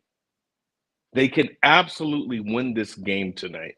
And looking at the cycle of AD, what happens? He's on, he's off. He's on, he's off. He's on, he's off. That's just how it goes. So this could be a game that AD goes off. They kind of stepped away from that game plan, but you got to understand, they just like they were putting AD in the pick and roll, they were putting a pick and LeBron was hunting for Curry. And when they got Curry in a switch, LeBron was just bringing him down to the basket and scoring layups, right? Absolutely no defense, complete mismatch on the Curry and LeBron angle. Jordan Poole is non-existent, completely lost his confidence here. I don't know what's going on with Jordan Poole. So now you're down to Curry and potentially Klay Thompson being your only scorers when, just like Miami, Lakers have several players who can score and put the ball in the basket. So coming from just an angle of desperation and you're down 3-1, that's not enough for me personally to take Golden State. I'm just looking at how Kerr made the adjustments that he made last game, and it didn't work. Lastly, I'll say this, and this is just a little bit of basketball teaching for you. That last play where Draymond jumps out of bounds and mishandles the ball, they ran a hammer. That was a hammer action on Golden State's end. And LeBron was able to sniff that out, and they got the turnover. Do you know why that action is called the hammer? Because it was named after Darvin Ham, the head coach of the Lakers. You don't think they could see that adjustment? That's kind of ballsy on Kerr's end to actually run that action against the coach that action was named after. Right? So you're just kind of trying to throw everything but the kitchen sink if you're Kerr. And at this point, he's going to do everything, throw everything and the kitchen sink here if it kind of gets bad. And I feel the Lakers have the advantage here. Lakers have to win this game because they're being an older team. You think that Denver game is probably going to go 7. You need about a week's rest. And they can get it here if you win the game. So I do like the Lakers here. I haven't stepped on it just yet. I've seen what this line does. Oh, you'll probably get a hook. You'll probably get 7.5 if you wait. Yeah. I'm seeing how much more money comes in on Golden State, but I do like the Lakers here. And the reason why I haven't stepped on it is because I'm trying not to be that fan of the Lakers. I'm trying to look at both sides and have just a conservative argument on why the Lakers could win. But Golden State blew these boys out by almost 30 points when their backs were against the wall that second game that they played. I was hoping that play was named after Oakland native MC Hammer. Nope. You got to pray just to make it today. I You said got we to pray. Pray. No, man, that's named after Darvin Ham. You got to pray. Darvin Ham was running that action, making threes when he was playing, bro. Pray. And Curry's gonna run that hammer. Do the typewriter. No, man. But yeah, so to me, I like the Lakers. I like them here. I think I'm hoping by just rhythmic things, AD has a game today. He was good in the first half, only got up 4 shots the second half. I don't know what changed between that first half and second half, but I do like the Lakers here. Yeah, well, wait. Be patient. Wait. Just be patient and wait if you want it. I can't wait to watch this game tonight. Me too, man. It makes things tough for these East Coast Cappers. Now we get it better because we can get up at 5 and it's 2 a.m. For you guys, but it's tough when these games pop off. This one's at least at 10, not at 10:30. Spenny Pennybomb says, I will say the biggest mistake that Golden State made is not keeping Looney in the starting lineup. If you're not right or something, different story, but they should have Looney out there starting again. Yeah, but the problem is he's barbecue chicken against AD. You saw that in the first game. He's just barbecue chicken against AD. Now, you lose an outside shooter, so AD can just kind of clog up that paint. And AD is just a bona fide rim protector when he's on his game, and he gets boards. So you bring in JaMychal Green in because then you can force AD to kind of play outside because JaMychal shoots those corner threes. He was doing that with the Clippers, right? And so that kind of doesn't work. Now you bring in Gary Payton to play small ball, put him in a pick and roll, and that actually has been the most effective. But you still don't get the job done. So I don't know what they do. But yeah, let me do this, Jimmy.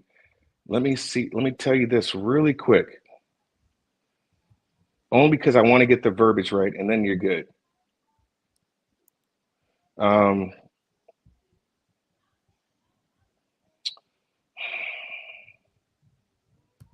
I got a hot take for the Lakers. I don't think Looney is even playable against the Lakers. Way too slow-footed, and there is no Sabonis on the Lakers. He won't be able to defend the pick and roll, and he can't get out on Vanderbilt in the corner. Now, the Vanderbilt is a hot take. No one cares about that. Also, when he's on AD, he can help. He can't help side, so he can't run to the help side on defense.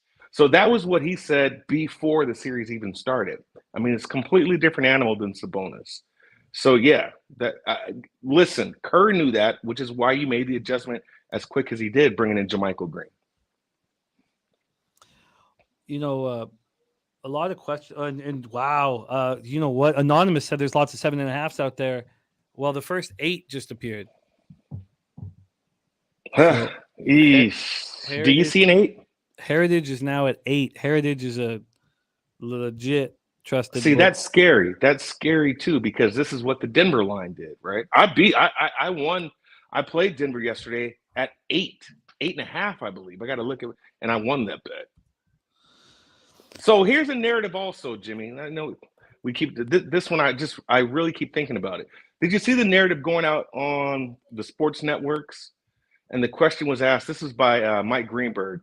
Should the Lakers rest their players to just close it out in Game 6? Why are we even talking about resting players in a Game 5? Why? That's one big narrative. And then you saw the other narrative about the Stephen Fleury dog that's predicted everything right with this series and has the Warriors winning in Game 7.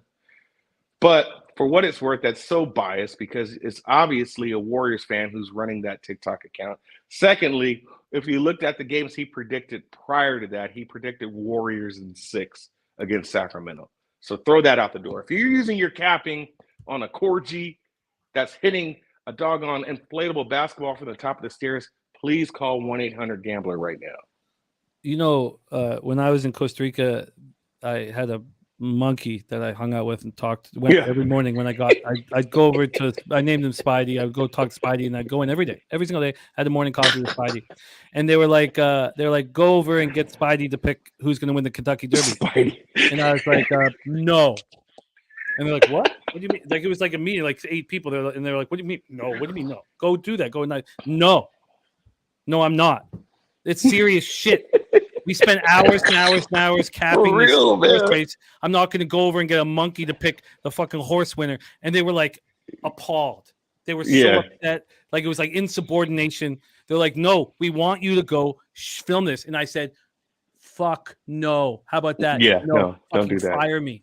I'm not going over and shooting this. So it was a huge, huge fight I had. It was my first year down there. And it was like basically I was being insubordinate. Because I was like, no, I'm not. Get somebody else to fucking do it. I'm not doing it. Yeah. You remember when they had the octopus with the World Cup? And the dude with like, did he go like undefeated? I don't care. For like, I don't care. I think he bet against Germany or something. Like, what are we doing, bro? I don't care what the fucking octopus did. You know what? You can get 8. I'm going to be very interested if you tweet out a look on the Lakers. We had a couple cappers come in. Norman Ross said, fuck it, Lakers money line. We also had dang it. We also had somebody say it's saturated. Says me and Derl versus the world. I like saturated. Where's that 8 at now? I'm just assuming it's minus 115. The Heritage line at 8 is at minus. It's a pick'em at 8, minus 108. My God, this is what messed me up the last time I bet the Lakers, and I'm just gonna do it. I don't think that number gets higher than 8.5. We're definitely not shooting 9s out here. What's the first half number? Give me the first half and first quarter number. Okay, we'll start with first quarter. First quarter on the Lake Show. The Heritage has a 3 at minus 110 either way. They're the first 3s. First half. Lakers 22. First half, everybody has 5 except Pinnacle and 5 Dimes of the books that I look at. So 3, 5, 8. Okay, I'm looking now at the Lakers' history. Even the game they lost, they beat them first half. Oh, Golden State got them first half. 56-60. I'm not going to be too impulsive, but I think I'm going to get there with the Lakers. Let me wait on this. Let me do a little more digging on this. I might even have a Lakers trifecta spot here. Oh, my good God. Well, please tag me so I can follow along. You've had an excellent season this year after a spectacular season last year. And that kind of consistency is very difficult. So we'll all be very, very interested. Troy Torrance says, I think someone might be out for LA. I can't find any information on that, but we will wait look at the injury report. Hear from Derl. There's Jacqueline in the house. Great to see you, Jacqueline. We'll wait to hear from Derl if he moves on the Lakers, but he did move on Strus over 11.5 points. I'm going to stick with my 6.5 on the Warriors. For the Warriors. Okay. But I am going to study the under in that Knicks Heat game. And I guess the problem is the Heat, if they've got, if Gabe Vincent and Strus start hitting from 3, I mean, forget about your under. Curtains. So that makes me a little nervous, but I will be looking at it here. And I think I want to keep things clean, pretty clean. So listen, man, that's going to go. If Quickly doesn't play, it's curtains. It is absolutely curtains for the Knicks. You can wrap that up. Derl, I love these Wednesdays with you, my friend. We missed you last week, but you're a big part of our show, and we thank you for everything. Appreciate Strus official over 11.5 points. We'll see what else is official from the Lakers camp. Get that cash, my man. Thank you for joining us. Please follow Derl on Twitter at It's Derl. And a very strong, consistent season you had. And you didn't get off to a good start. You got off to a poor start, and you cleaned it up fast. Like the Lakers. 58 and 51, 53.2% plus 5.74 units, ROI plus 5.27%, average line minus 102. And Mark Schillingberg can't get Hammer out. Please, Hammer, don't hurt him. Can't get him out of his head. Hammer. Please, Don't Hammer. hurt him. Man, trust me. I know, man. I mean, that's sad, but I was a big Hammer fan, bro. I went to a Hammer every song. concert. I went to a Hammer concert when I was at Okanagan Hockey School. I was 12. Yeah. I went Oh, bro, wow. with my Did sister. you- My sister and I Listen, rocked. Jimmy, I had Hammer pants, bro. No, I never went that I far. wore Hammer pants to my 8th grade formal. Dead ass. I did. I love sure it. did, man. Hey, love quick question before I get out of here. What do you think about JJ? What do you think about JJ Redick in Toronto? I think it would be fucking great. That's what I think. Serious. Yeah. Okay. I think he's intelligent. I think he's thoughtful. Very intelligent. I think he's not afraid to make stands. I think he knows basketball. He does. I would absolutely. I'd be all for it. And what have we seen in the highest level of coaching in NHL and in NBA is that, and you know, in NFL too, is that these coaches that are in their 30s, they can relate to the players better than these fucking dinosaurs. And you know, when you hear shit from Huggins, you know, you're like, get these guys the fuck out and let's get the new breed of coaches in there. So, I would be all for it. Yeah, I like that move too. Very, very high IQ basketball. Very knowledgeable, and you know you're going to get at least 2 wins or a couple wins against New Orleans because he hates the Pelicans. Absolutely, he gets a lot of. I love how he steps up in front of ignorance and he hates certain. I've been very impressed with everything he's done. Spenny says he wants Becky Hammond. One thing we know is that Masai will make the right decision. You know, he's a guy that we can trust. He's very intelligent, and so I'm excited by all of it. Okay. Yeah. Respect. There's Ron Crawford in the house. I love rocking with you, my man. Have a great day. Can't wait to see you again. Appreciate next it, brother. Wednesday. Looking forward to see what you tweet out. And thank you for making time for us. It's Derl. Any last words for the Cappies here supporting the show, my man? Hey, man, be healthy, y'all. Be healthy. Drink water. I will see y'all next week. There he is. It's Derl in the house. Oh, Jose is. We had lost his internet, so with Derl, let's have Derl bounce off on something we miss dearly. Yeah. You got a closet. You got a closet. You got a closet, man. We haven't seen it in too long, so let's get. You got a closet. You got a closet. That's what. Yeah, just go. You got a closet. A closet. Yeah, you got a closet. I do. Yeah. Hang this up. You ready for this? Here's my analysis. I don't give a fucking shit. I don't give a fucking shit. So yeah, I don't give a fuck. I don't give a fuck. I don't give a fucking shit. I don't give a fucking shit what the spread is.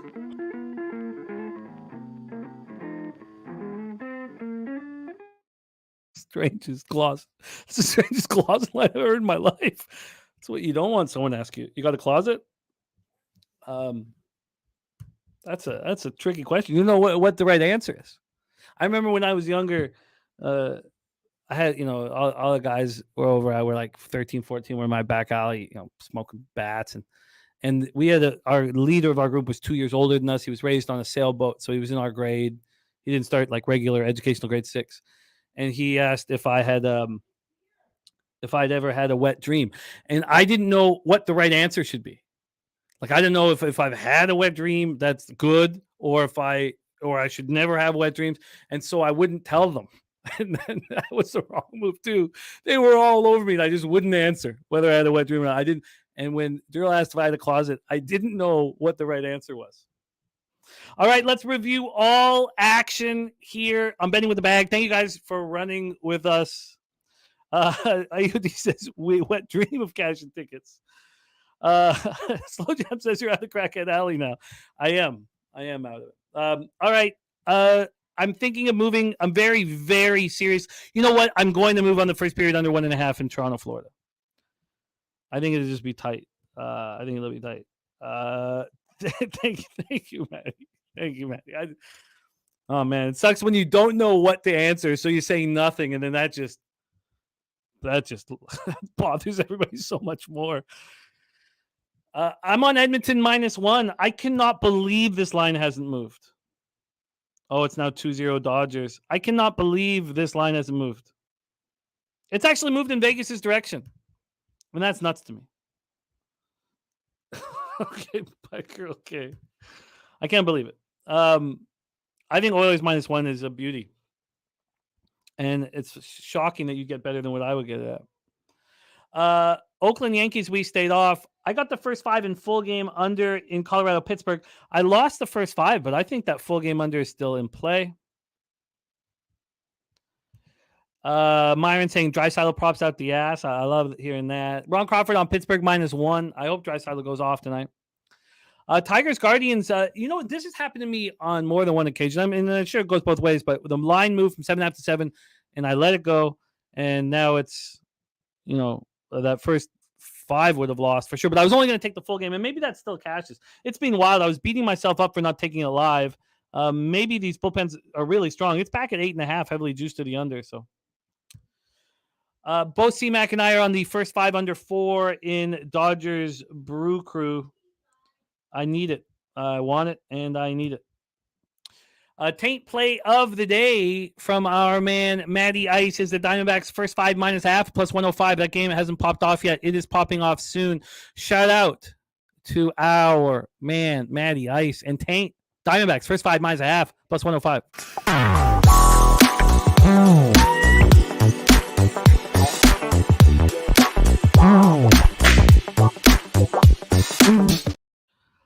I moved on Miami, Arizona, first 5 under 4.5 -105. And the only over I'm on all day is I think I'm going to add this Toronto Philly total. But I moved on the over 7.5 in Texas, Seattle at even money. I'm going to add the first 5 under 4.5 in Toronto, Philly.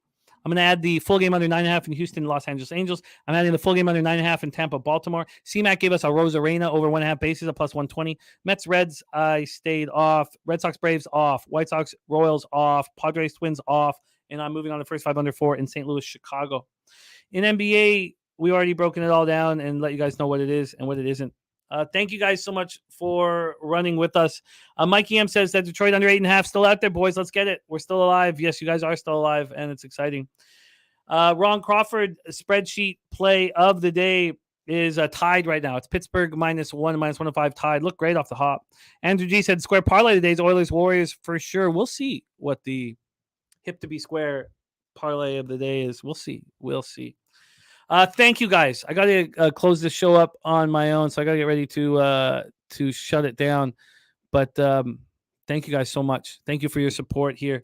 Noli Knows, Andrew G, Rick J, Lucas Ryan. I want to get Noli Knows to be on screen with me badly. Miss Captain Baseball with you here. Ron Crawford, AOD, Abel A, Mike M, Fat Cat Ninja. Mike M, you bring so much to the show. All you guys do, man. It means so much to me. Justin McElvey, Myron Kidd, Piker, Matty Ice, Trans Canada, Slow Jams Arsenal, Sean Pulliam, Jay Peasy, Jeffrey Stazowski, Jacqueline. Thank you all. Christopher Comatini, Mark Schillingberg, Spenny Penny Bombs. Thank you guys for your support, man. It means a ton. Jojo Rich, Tori Coker. All right, let's get that cash. I'm going to give us a leche, and the show won't end at the end of leche because I'll have to move my hand over there. But first, I'll milk the shit. Leche! Hey, Los bookmakers, milk that shit. Take a sip. And you know how we do. Get that cash and roll that shit. I like that shit. Smoke. it.